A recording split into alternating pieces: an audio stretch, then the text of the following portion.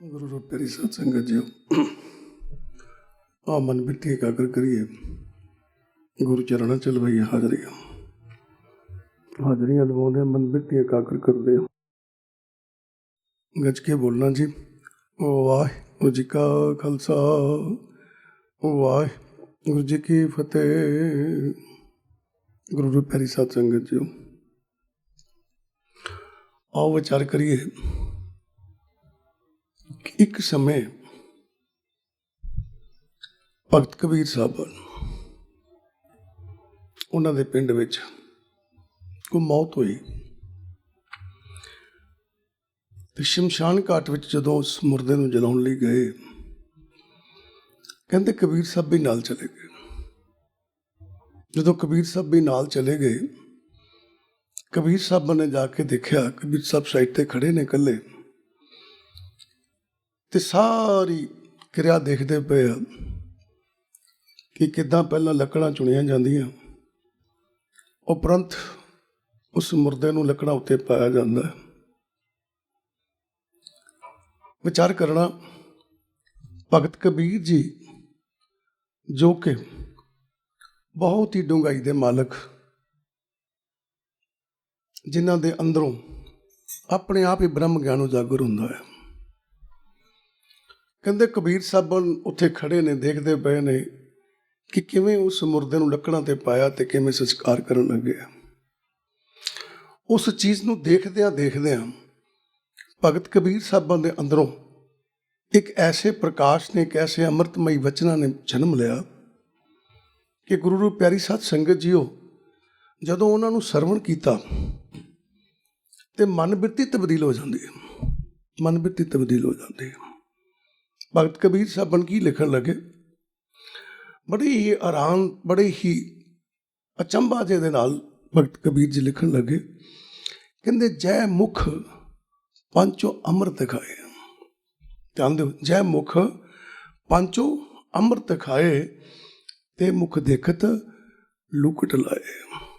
कबीर साहब कहण लगे कहंदे जिस मूँह दे नाल ये प्राणी पंज अमृत छकिया करता सी पंज अमृत खाया करता सी।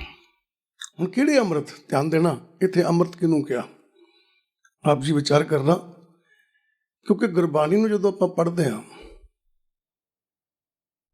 जिहड़ा ब्रह्म ज्ञान की अवस्था विच पहुंचिया हुंदा है उहदी आत्मिक बिरती है किसी भी संसारी चीज़ नूं भी पेश करती है ना तो उस संसार नालों हट के पेश करती है।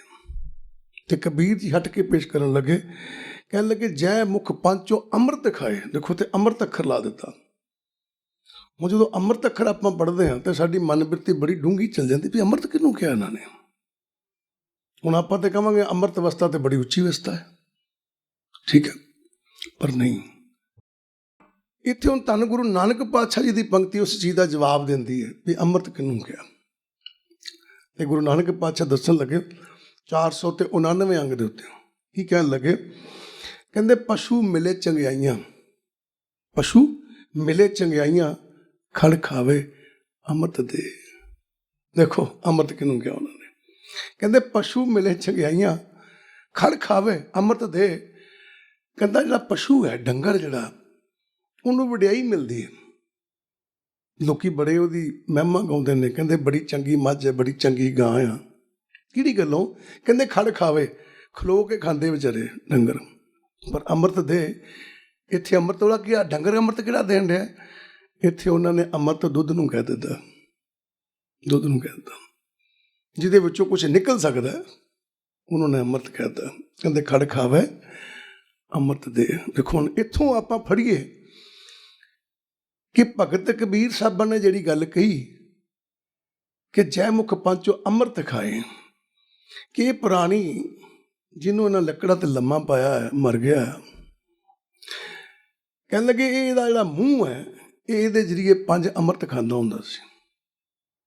किहड़े अमृत खांदा हुंदा सी दुध घ्यो मक्खन पनीर खीर ये सब उन्होंने अमृत कह दिता। कहंदे इस मूँह दे जरिए ये अमृत छकिया करता सी अमृत खाया करता सी। कहंदा भाव कि इन्नियां इन्नियां महंगियां चीज़ां खाया करता सी पर अज वक्त की आया ਕਹਿੰਦੇ ਤੈ ਮੁਖ ਦੇਖਤ ਵਾਹ ਬਈ ਵਾਹ। ਕਬੀਰ ਜੀ ਖੜੇ ਆ, ਕਹਿੰਦੇ ਮੈਂ ਦੇਖਦਾ ਪਿਆ। ਕੀ ਦੇਖਦਾ ਪਿਆ? ਲੁਕਟ ਲਾਏ। ਲੁਕਟ ਕਿਹਨੂੰ ਕਹਿੰਦੇ ਆ? ਲਾਂਬੂ ਲਾਉਣਾ। ਕਹਿੰਦੇ ਵਾਹ ਬਈ ਵਾਹ। ਜਿਹੜਾ ਮੁੱਖ ਇੰਨੀਆਂ ਚੰਗੀਆਂ ਚੰਗੀਆਂ ਚੀਜ਼ਾਂ ਖਾਂਦਾ ਸੀ, ਅੱਜ ਮੇਰੇ ਸਾਹਮਣੇ ਦੇਖਦਿਆਂ ਉਸ ਮੂੰਹ ਨੂੰ ਲੰਬੂ ਲਾ ਦਿੱਤਾ ਹੈ, ਅੱਗ ਲਾ ਦਿੱਤੀ ਹੈ। ਕਦੀ ਵਿਚਾਰ ਕਰਿਓ, ਪੜ੍ਹੇ ਲਿਖੇ ਹੋ ਤੁਸੀਂ ਵੀ, ਜਦੋਂ ਮੁਰਦੇ ਦਾ ਸੰਸਕਾਰ ਕਰੀਦਾ ਨਾ ਤੇ ਹਮੇਸ਼ਾ ਲਾਂਬੂ ਸਿਰ ਵਾਲੇ ਪਾਸੋਂ ਲਾਈਦਾ, ਹਮੇਸ਼ਾ ਅੱਗ ਸਿਰ ਵਾਲੇ ਪਾਸੇ ਲਾਈਦੀ। ਇੱਥੇ ਉਹਨੇ ਧਿਆਨ ਦੇਣਾ, ਤੇ ਮੁੱਖ ਕਿਹਾ ਉਹਨਾਂ ਨੇ, ਮੁੱਖ ਦਾ ਭਾਵ ਇੱਥੇ ਸਿਰ, ਵੀ ਅੱਗ ਸਿਰ ਵਾਲੇ ਪਾਸੋਂ ਲਾਈ ਉਹਨਾਂ ਨੇ। ਕਿਉਂ ਇਸ਼ਾਰਾ ਕੀਤਾ ਕਬੀਰ ਸਾਹਿਬਾਂ ਨੇ ਵੀ ਅੱਗ ਸਿਰ ਵਾਲੇ ਪਾਸੋਂ ਲਾਈ? ਕਬੀਰ ਸਾਹਿਬਾਂ ਕਹਿੰਦੇ ਦੇਖ ਲਾ, ਇਹਨਾਂ ਪਦਾਰਥਾਂ ਨੂੰ ਖਾ ਕੇ ਹੀ ਸਿਰ ਤੋਂ ਉੱਚਾ ਚੁੱਕਦਾ ਸੀ, ਹੰਕਾਰਿਆ ਰਹੀ। ਜਦੋਂ ਸੰਸਾਰ 'ਚ ਫਿਰਦਾ ਸੀ, ਸਿਰ ਉੱਚਾ ਚੁੱਕ ਕੇ ਫਿਰਦਾ ਸੀ। ਤੇ ਕਹਿੰਦੇ ਜਦੋਂ ਤੇਰਾ ਸੰਸਕਾਰ ਕਰਨ ਲੱਗੇ, ਸਭ ਤੋਂ ਪਹਿਲਾਂ ਤੇਰੇ ਸਿਰ ਨੂੰ ਅੱਗ ਲਾਈ। ਕਹਿੰਦਾ ਪਾਪ ਬੰਦਾ ਮਰ ਵੀ ਜਾਵੇ ਤੇ ਸਭ ਤੋਂ ਪਹਿਲਾਂ ਅੱਗ ਸਿਰ ਨੂੰ ਲਾਈਦੀ ਏ, ਸਭ ਤੋਂ ਪਹਿਲਾਂ ਅੱਗ ਹੰਕਾਰ ਨੂੰ ਲਾਈਦੀ ਹੈ, ਹੰਕਾਰ ਨੂੰ ਲਾਈਦੀ। ਤਾਈਆਂ ਉਹਨਾਂ ਨੇ ਹਮੇਸ਼ਾ ਕਦੀ ਜ਼ਿੰਦਗੀ 'ਚ ਵਿਚਾਰ ਕਰਨਾ। ਕਬੀਰ ਸਾਹਿਬਾਂ ਨੇ ਵੀ ਗੱਲ ਬੜੀ ਪਿਆਰ ਨਾਲ ਲਿਖ ਦਿੱਤੀ, ਤੇ ਮੁੱਖ ਦੇਖਤ, ਕਹਿੰਦੇ ਮੈਂ ਦੇਖਦਾ ਪਿਆ। ਲੁਕਟ ਲਾਏ, ਕਹਿੰਦੇ ਉਸੇ ਮੂੰਹ ਨੂੰ ਲਾਂਬੂ ਲਾ ਦਿੱਤਾ। ਇਸ਼ਾਰਾ ਕਰਦੇ ਕਿ ਇਹਨਾਂ ਪਦਾਰਥਾਂ ਦਾ ਘਮੰਡ ਕਰਦਾ, ਚੰਗੇ ਚੰਗੇ ਪਦਾਰਥ ਖਾਣੇ। ਉਹ ਕਈ ਨਹੀਂ ਨਾ, ਕਈ ਇਨਸਾਨ ਕਹਿ ਦਿੰਦੇ ਅਸੀਂ ਕਦੀ ਮਾੜੀ ਰੋਟੀ ਨਹੀਂ ਖਾਂਦੇ। ਅਸਲ 'ਚ ਦੇਖੀਏ ਤੇ ਜਿਨ੍ਹਾਂ ਦੇ ਘਰ ਕੋਈ ਡੰਗਰ ਬੱਝਾ, ਕੋਈ ਮੱਝ ਬੱਝੀ ਹੈ, ਤਾਂ ਅਸੀਂ ਲੋਕ ਬੜੇ ਸਮਝਦੇ ਹਾਂ ਵੀ ਅਮੀਰ ਨੇ, ਕਿਉਂਕਿ ਇਹਨਾਂ ਦੇ ਘਰ ਦੁੱਧ ਆਪਣਾ। ਤੇ ਇਹੀ ਚੀਜ਼ ਕਬੀਰ ਜੀ ਇਸ਼ਾਰਾ ਕਰਦੇ, ਕਹਿੰਦੇ ਇਹਨਾਂ ਚੀਜ਼ਾਂ ਨੂੰ ਖਾਂਦਿਆਂ ਸਿਰ ਚੁੱਕੀ ਫਿਰਦਾ ਸੀ, ਘਮੰਡ 'ਚ ਫਿਰਦਾ ਸੀ। ਕਹਿੰਦਾ ਜਦੋਂ ਸੰਸਕਾਰ ਕਰਨ ਲੱਗੇ ਤਾਂ ਸਭ ਤੋਂ ਪਹਿਲਾਂ ਅੱਗ ਸਿਰ ਨੂੰ ਹੀ ਲਾਈ ਹੈ, ਹੰਕਾਰ ਨੂੰ ਹੀ ਲਾਈ ਹੈ। ਗੁਰੂ ਪਿਆਰਿਓ, ਕਦੇ ਜ਼ਿੰਦਗੀ 'ਚ ਵਿਚਾਰ ਕਰਨਾ ਕਿ ਇਨਸਾਨ ਮਰ ਗਿਆ ਹੈ, ਆਤਮਾ ਚਲੀ ਗਈ ਵਿੱਚੋਂ, ਜਿੱਤਾਂ ਵੀ ਅੱਗ ਸਿਰ ਵਾਲੇ ਪਾਸੋਂ ਲਾਈਦੀ ਹੈ। ਇੱਥੋਂ ਚੀਜ਼ਾਂ ਤੋਂ ਫੜਨਾ ਹੈ ਕਿ ਅੱਜ ਭਗਤ ਕਬੀਰ ਜੀ ਇੱਕ ਲਾਂਬੂ ਲੱਗਿਆ, ਸ਼ਮਸ਼ਾਨ ਘਾਟ ਵਿੱਚ ਬੈਠੇ, ਤੇ ਉੱਥੇ ਇਸ ਲਾਂਬੂ ਦੇ ਬਾਰੇ ਗੱਲਾਂ ਕਰਦੇ ਕਿੱਥੋਂ ਤੱਕ ਚਲੇ ਗਏ, ਵਿਚਾਰ ਕਰਨਾ ਜ਼ਰਾ। ਜਦੋਂ ਕਬੀਰ ਸਾਹਿਬਾਨ ਕਹਿੰਦੇ ਮੈਂ ਦੇਖਿਆ ਨਾ ਵੀ ਜਿਹੜਾ ਮੂੰਹ ਨਾਲੇ ਚੰਗੇ ਚੰਗੇ ਪਦਾਰਥ ਖਾਂਦਾ ਸੀ, ਅੱਜ ਉਸੇ ਮੂੰਹ ਨੂੰ ਹੀ ਅੱਗ ਲਾ ਕੇ ਸਾੜ ਦਿੱਤਾ, ਲਾਂਬੂ ਲਾਇਆ। ਸਭ ਤੋਂ ਪਹਿਲਾਂ ਅੱਗ ਸਿਰ ਨੂੰ ਹੀ ਲਾਈ ਹੈ। ਤੇ ਕਬੀਰ ਸਾਹਿਬਾਂ ਦੇ ਇੱਕ ਅੰਦਰੋਂ ਵਿਚਾਰ ਪੈਦਾ ਹੋਈ। ਕਹਿੰਦੇ ਚੀਜ਼ ਦੇਖ ਕੇ ਨਾ ਮੇਰੇ ਅੰਦਰੋਂ ਇੱਕ ਵਿਚਾਰ ਪੈਦਾ ਹੋਈ, ਮੇਰੇ ਅੰਦਰੋਂ ਇੱਕ ਐਸਾ ਪ੍ਰਕਾਸ਼ ਪੈਦਾ ਹੋਇਆ। ਪੁੱਛਿਆ ਕੀ ਪੈਦਾ ਹੋਇਆ? ਤੇ ਕਬੀਰ ਸਾਹਿਬਾਨ ਕਹਿੰਦੇ ਮੈਂ ਉਸੇ ਵੇਲੇ ਪਰਮਾਤਮਾ ਦੇ ਚਰਨਾਂ 'ਚ ਫਰਿਆਦ ਕੀਤੀ। ਕੀ ਫਰਿਆਦ ਕੀਤੀ? ਇੱਕ ਦੁੱਖ ਰਾਮ ਰਾਏ ਕਾਟੋ ਮੇਰਾ। ਹੁੰਦਾ ਮੈਨੂੰ ਤਾਂ ਬੜੀ ਪਰੇਸ਼ਾਨੀ ਹੋਈ, ਮੈਂ ਦੇਖ ਕੇ ਬੜਾ ਹੈਰਾਨ ਹੋਇਆ ਵੀ ਜਿਸ ਸਰੀਰ ਦੇ ਨਾਲ ਇੰਨੇ ਚੰਗੇ ਚੰਗੇ ਪਦਾਰਥ ਖਾਂਦਾ ਸੀ, ਅੱਜ ਉਹੀ ਸਰੀਰ ਸਾੜ ਕੇ ਰਾਖ ਕਰ ਦਿੱਤਾ। ਕਹਿੰਦੇ ਇਹਦਾ ਮਤਲਬ ਕਿਸੇ ਕੰਮ ਦਾ ਤਾਂ ਨਹੀਂ ਹੈ, ਕਿਸੇ ਕੰਮ ਦਾ ਤਾਂ ਹੈ ਹੀ ਨਹੀਂ, ਬੜੀ ਬੁਰੀ ਦਸ਼ਾ ਕਰਦੇ ਮਗਰੋਂ। ਕਹਿੰਦੇ ਮੈਂ ਉਸੇ ਵੇਲੇ ਪਰਮਾਤਮਾ ਨੂੰ ਫਰਿਆਦ ਕਰਦੀ ਵੀ ਇੱਕ ਦੁੱਖ ਰਾਮ ਰਾਏ ਕਾਟੋ ਮੇਰਾ। ਕਹਿਣ ਲੱਗੇ ਇਹ ਅਕਾਲ ਪੁਰਖ ਪਰਮਾਤਮਾ ਵੀ ਮੇਰਾ ਇੱਕ ਦੁੱਖ ਕੱਟ ਦੇ। ਕਿਹੜਾ ਦੁੱਖ? ਤੇ ਮੈਨੂੰ ਇਹ ਸਰੀਰ ਨਹੀਂ ਚਾਹੀਦਾ, ਹੁਣ ਤੇ ਮੈਨੂੰ ਤੂੰ ਦੇਤਾ ਤੇ ਮੈਂ ਬੈਠਾ, ਤੇ ਮੇਰੇ ਤੇ ਕਿਰਪਾ ਕਰ ਵੀ ਇਸ ਤੋਂ ਬਾਅਦ ਮੈਨੂੰ ਇਹ ਸਰੀਰ ਨਹੀਂ ਚਾਹੀਦਾ, ਮੇਰਾ ਸਰੀਰ ਨੂੰ ਨਾਤਾ ਤੋੜ ਦੇ। ਕਿਉਂਕਿ ਮੈਂ ਜਦੋਂ ਸਰੀਰ ਦੀ ਦੁਰਦਸ਼ਾ ਦੇਖੀ ਆ ਕਿੱਦਾਂ ਸਾੜਦੇ ਆ, ਕਹਿੰਦਾ ਅੱਜ ਤੋਂ ਬਾਅਦ 'ਚ ਮੇਰੇ ਤੇ ਕਿਰਪਾ ਕਰਦੇ, ਮੇਰਾ ਦੁੱਖ ਹੀ ਕੱਟ ਦੇ ਕਿ ਮੇਰੇ ਕੋਲ ਸਰੀਰ ਆਵੇ ਹੀ ਨਾ। ਬੜੀ ਵੱਡੀ ਗੱਲ ਕਹੇ। ਆਪਣੇ ਆਪ ਨੂੰ ਇਹ ਦਸ਼ਾ ਦੇਖ ਕੇ ਤੇ ਸਰੀਰ ਤੋਂ ਪਿੱਛਾ ਛੁਡਾਉਣਾ ਚਾਹੁੰਦੇ। ਕਹਿੰਦੇ ਪਰਮਾਤਮਾ ਕਿਰਪਾ ਕਰ ਵੀ ਮੈਨੂੰ ਇਹ ਸਰੀਰ ਨਹੀਂ ਚਾਹੀਦਾ, ਮੇਰਾ ਪਿੱਛਾ ਛੁਡਾ ਦੇ ਇਹਦੇ ਤੋਂ, ਮੈਨੂੰ ਨਹੀਂ ਇਹ ਚਾਹੀਦਾ। ਕਹਿੰਦੇ ਕੀ ਗੱਲ ਹੋ ਗਈ? ਕਹਿੰਦੇ ਇਸ ਸਰੀਰ ਕਰਕੇ ਅਗਨ ਦਹੇ ਅਰ ਗਰਭ ਬਸੇਰਾ। ਧਿਆਨ ਸੁਣੋ, ਇਸ ਸਰੀਰ ਕਰਕੇ ਅਗਨ ਦਹੇ। ਅਗਨ ਕੀ ਇੱਥੇ? ਸਾਡੇ ਅੰਦਰ ਤ੍ਰਿਸ਼ਨਾ, ਇਹ ਵੀ ਅੱਗ ਹੈ। ਦਹੇ ਦਾ ਭਾਵ ਸਾੜਨਾ। ਕਬੀਰ ਜੀ ਕਹਿੰਦੇ ਜਿਹੜਾ ਮੇਰਾ ਮਨ ਆ ਨਾ, ਜਦੋਂ ਮੈਂ ਇਸ ਸਰੀਰ ਵਿੱਚ ਆ ਕੇ ਬਹਿਨਾ ਤੇ ਇਹਦੇ ਵਿੱਚ ਬੈਠੇ ਨੂੰ ਤਾਂ ਅੱਗ ਲੱਗੀ ਰਹਿੰਦੀ ਪਹਿਲਾਂ ਹੀ। ਕਾਹਦੀ? ਤ੍ਰਿਸ਼ਨਾ ਦੀ। ਤ੍ਰਿਸ਼ਨਾ ਛੁੱਟਦੀ ਨਹੀਂ, ਨਾ ਸੜਦਾ ਹੈ ਸਰੀਰ 'ਚ, ਇੰਨਾ ਸੜਦਾ ਤੇ ਉਸ ਤੋਂ ਮਗਰੋਂ ਸਰੀਰ ਸੜਦਾ, ਪਹਿਲਾਂ ਤੇ ਮਨ ਸੜਨ ਰਿਹਾ ਸੀ ਇਹਦੇ 'ਚ। ਕਹਿੰਦੇ ਅਰ ਗਰਭ ਬਸੇਰਾ, ਕਹਿੰਦੇ ਤ੍ਰਿਸ਼ਨਾ ਦੀ ਅੱਗ ਨਾਲੋਂ ਵੀ ਹੋਰ ਭੈੜੀ ਇੱਕ ਅੱਗ ਆ। ਕਹਿੰਦੇ ਉਹ ਕਿਹੜੀ? ਕਹਿੰਦੇ ਗਰਭ ਬਸੇਰਾ। ਕਬੀਰ ਜੀ ਕਹਿੰਦੇ ਵੀ ਉਸ ਤੋਂ ਪਹਿਲਾਂ ਗਰਭ ਵਿੱਚ ਰਹਿਣਾ ਪੈਂਦਾ, ਉਹ ਵੀ ਇੱਕ ਆ ਗਿਆ, ਉਹ ਵੀ ਇੱਕ ਆ ਗਿਆ। ਕਹਿੰਦੇ ਇਹ ਅਕਾਲ ਪੁਰਖ ਪਰਮਾਤਮਾ ਵੀ ਮੈਂ ਤਾਂ ਬੜਾ ਪਰੇਸ਼ਾਨ ਹਾਂ, ਮੈਂ ਤਾਂ ਸਰੀਰ ਨੂੰ ਲੱਗਦੀ ਅੱਗ ਵੇਖ ਕੇ ਅੱਜ ਤੇ ਮੇਰੇ ਅੰਦਰ ਇਹ ਵਿਚਾਰ ਪੈਦਾ ਹੋਈ ਹੈ ਵੀ ਇਹ ਅਕਾਲ ਪੁਰਖ ਪਰਮਾਤਮਾ ਵੀ ਸਰੀਰ ਦਾ ਮਗਰੋਂ ਆਹ ਹਾਲ ਕਰਦੇ ਆ, ਤੇ ਕਿਰਪਾ ਕਰੋ ਵੀ ਮੈਨੂੰ ਇਹ ਸਰੀਰ ਨਹੀਂ ਚਾਹੀਦਾ, ਮੇਰਾ ਇਸ ਸਰੀਰ ਤੋਂ ਪਿੱਛਾ ਛੁਡਾ ਦਿਓ, ਛੁਡਾ ਦਿਓ।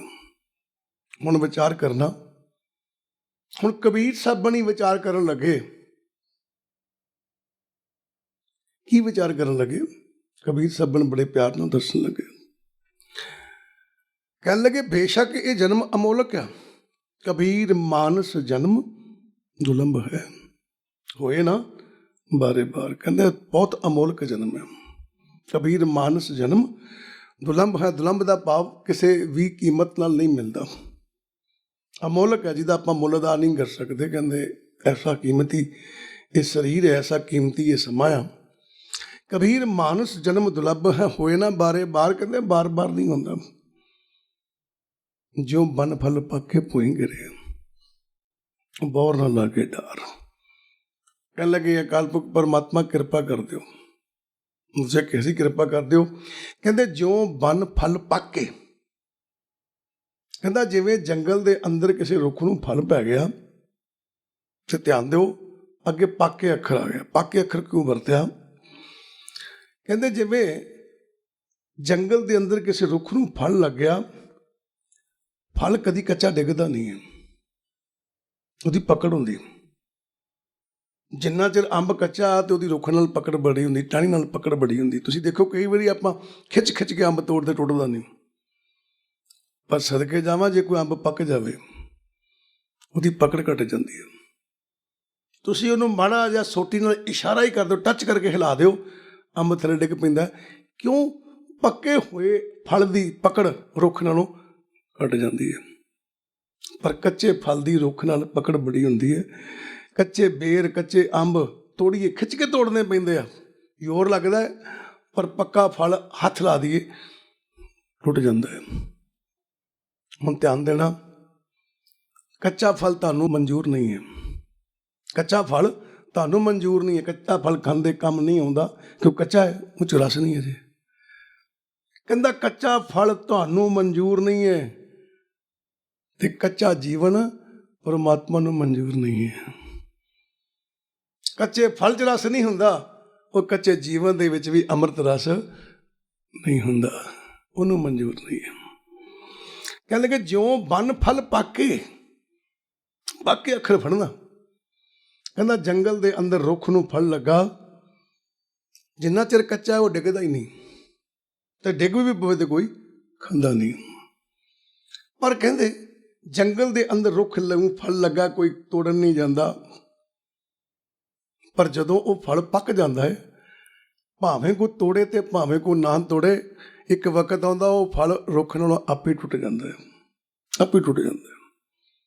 ਕਬੀਰ ਸਾਹਿਬ ਨੂੰ ਸਮਝਾਉਣ ਲੱਗੇ, ਕਹਿੰਦੇ ਭਾਈ ਜਿੱਦਣ ਤੁਹਾਡਾ ਜੀਵਨ ਪੱਕ ਜਾਂਦਾ, ਜਿੱਦਣ ਤੁਹਾਡੇ ਅੰਦਰ ਸ਼ਬਦ ਪੱਕ ਜਾਂਦਾ ਹੈ, ਜਿੱਦਣ ਤੁਹਾਡੇ ਅੰਦਰ ਸ਼ਬਦ ਪੱਕ ਜਾਂਦਾ ਹੈ, ਨਾਮ ਪੱਕਾ ਹੋ ਜਾਂਦਾ ਹੈ, ਸਿਮਰਨ ਪੱਕਾ ਹੋ ਜਾਂਦਾ ਹੈ, ਕਹਿੰਦੇ ਫਿਰ ਧਿਆਨ ਦੇਣਾ, ਜਿਵੇਂ ਪੱਕੇ ਹੋਏ ਫਲ ਦਾ ਰੁੱਖ ਨਾਲੋਂ ਨਾਤਾ ਟੁੱਟ ਜਾਂਦਾ ਹੈ, ਜਿੱਦਣ ਸਾਡੀ ਮਨ ਬਿਰਤੀ ਪੱਕ ਜਾਂਦੀ, ਜੱਗ ਨਾਲੋਂ ਨਾਤਾ ਆਪੇ ਟੁੱਟ ਜਾਂਦਾ ਹੈ, ਸੰਸਾਰ ਨੂੰ ਨਾਤਾ ਆਪੇ ਟੁੱਟ ਜਾਂਦਾ ਹੈ। 84 ਦੇ ਗੇਟ 'ਚੋਂ ਬਿਰਤੀ ਆਪੇ ਬਾਹਰ ਹੋ ਜਾਂਦੀ ਹੈ।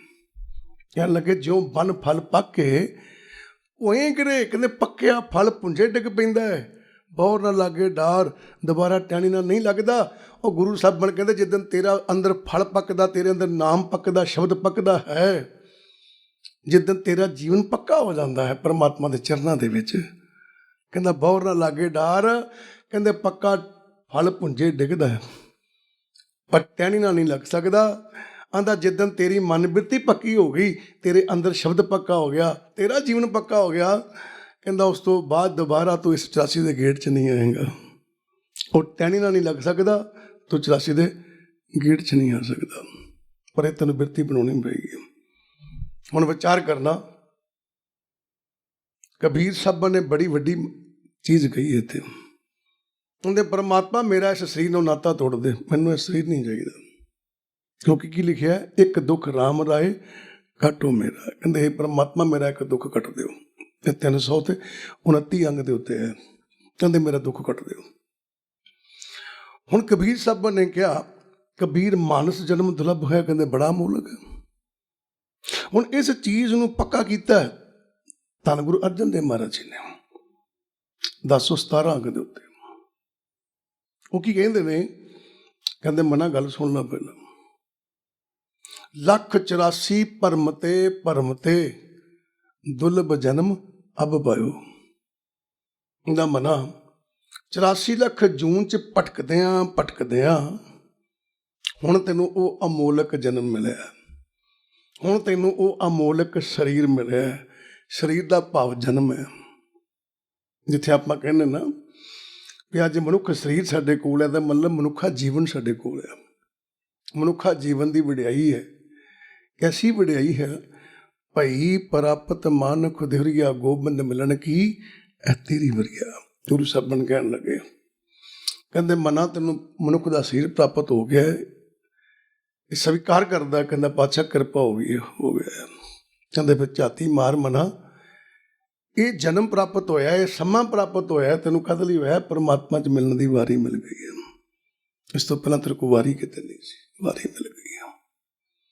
ਹੁਣ ਆਪ ਜੀ ਵਿਚਾਰ ਕਰਨਾ, ਧੰਨ ਗੁਰੂ ਅਰਜਨ ਦੇਵ ਮਹਾਰਾਜ ਕਹਿਣ ਲੱਗੇ, ਕਹਿੰਦੇ ਕਿ 184 ਭਰਮ ਤੇ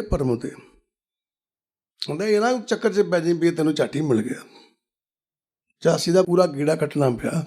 184 ਭਰਮ ਤੇ ਭਟਕਦਿਆਂ ਪਾਉਂਦਿਆਂ ਪਤਾ ਨਹੀਂ ਕਿੰਨੇ ਕੁ ਸਰੀਰਾਂ 'ਚ ਗਿਆ ਹੈ ਤੂੰ, ਤੇ ਦੁਰਲਭ ਜਨਮ ਅੱਬ ਪਾਇਓ। ਕਹਿੰਦਾ ਹੁਣ ਤੈਨੂੰ ਅਮੋਲਕ ਜਨਮ ਮਿਲਿਆ, ਹੁਣ ਤੈਨੂੰ ਕੀਮਤੀ ਸਮਾਂ ਮਿਲਿਆ, ਜਿਸ ਸਮੇਂ ਦਾ ਤੂੰ ਮੁੱਲ ਅਦਾ ਨਹੀਂ ਕਰ ਸਕਦਾ, ਹੁਣ ਮਿਲਿਆ। ਹੁਣ ਅੱਗੇ ਦੇਖਣਾ ਗੁਰੂ ਜੀ ਕੀ ਕਹਿੰਦੇ, ਕਹਿੰਦੇ ਰੇ ਮੂੜੇ ਤੂੰ ਹੋਸ਼ੇ ਰਸ ਲਪਟਾਇਓ। ਕਹਿੰਦਾ ਉਹ ਮੂਰਖਾ ਮਨਾ, ਉਹ ਇਸ ਸਰੀਰ ਦੀ ਖਾਤਰ ਤੇ ਪਤਾ ਨਹੀਂ ਕਿੰਨੀਆਂ ਕੁ ਬੇਨਤੀਆਂ ਕੀਤੀਆਂ, ਔਰ ਇਹ ਅਮੋਲਕ ਸਮਾਂ ਲੈਣ ਲਈ 83,99,999 ਜਨਮ ਤੈਨੂੰ ਭੋਗਣੇ ਪਏ, ਫਿਰ ਜਾ ਕੇ ਤੈਨੂੰ ਇਹ ਸਮਾਂ ਮਿਲਿਆ। ਰੇ ਮੂੜੇ ਕਹਿੰਦੇ ਮੂਰਖ ਨੂੰ, ਕਹਿੰਦੇ ਉਹ ਮੂਰਖ ਮਨਾ ਤੂੰ ਹੋਸ਼ੇ ਰਸ ਲਪਟਾਇਓ। ਕਹਿੰਦਾ ਇਸ ਸਰੀਰ ਵਿੱਚ ਆ ਕੇ, ਇਸ ਸਮੇਂ ਵਿੱਚ ਆ ਕੇ ਵੀ ਉਹ ਤੂੰ ਅਜੇ ਵੀ ਉਹਨਾਂ ਰਸਾਂ ਦੇ ਵਿੱਚ ਹੀ ਚਿਪਕੇ ਆ, ਲਪਟੇ ਆ, ਜਿਨ੍ਹਾਂ ਦਾ ਤੈਨੂੰ ਕੋਈ ਫਾਇਦਾ ਨਹੀਂ। ਹੋਸ਼ੇ ਕਿਹਨੂੰ ਕਹਿੰਦੇ, ਜੇ ਚੀਜ਼ ਦਾ ਕੋਈ ਫਾਇਦਾ ਨਾ ਹੋ, ਕੋਈ ਲਾਭ ਨਾ ਹੋਵੇ, ਹੋਸ਼ੀ ਕਹਿੰਦੇ ਉਹਨੂੰ। ਠੀਕ ਹੈ, ਕਿਸੇ ਵੇਲੇ ਕੋਈ ਇਨਸਾਨ ਕੋਈ ਗੱਲ ਕਰਦਾ ਹੈ,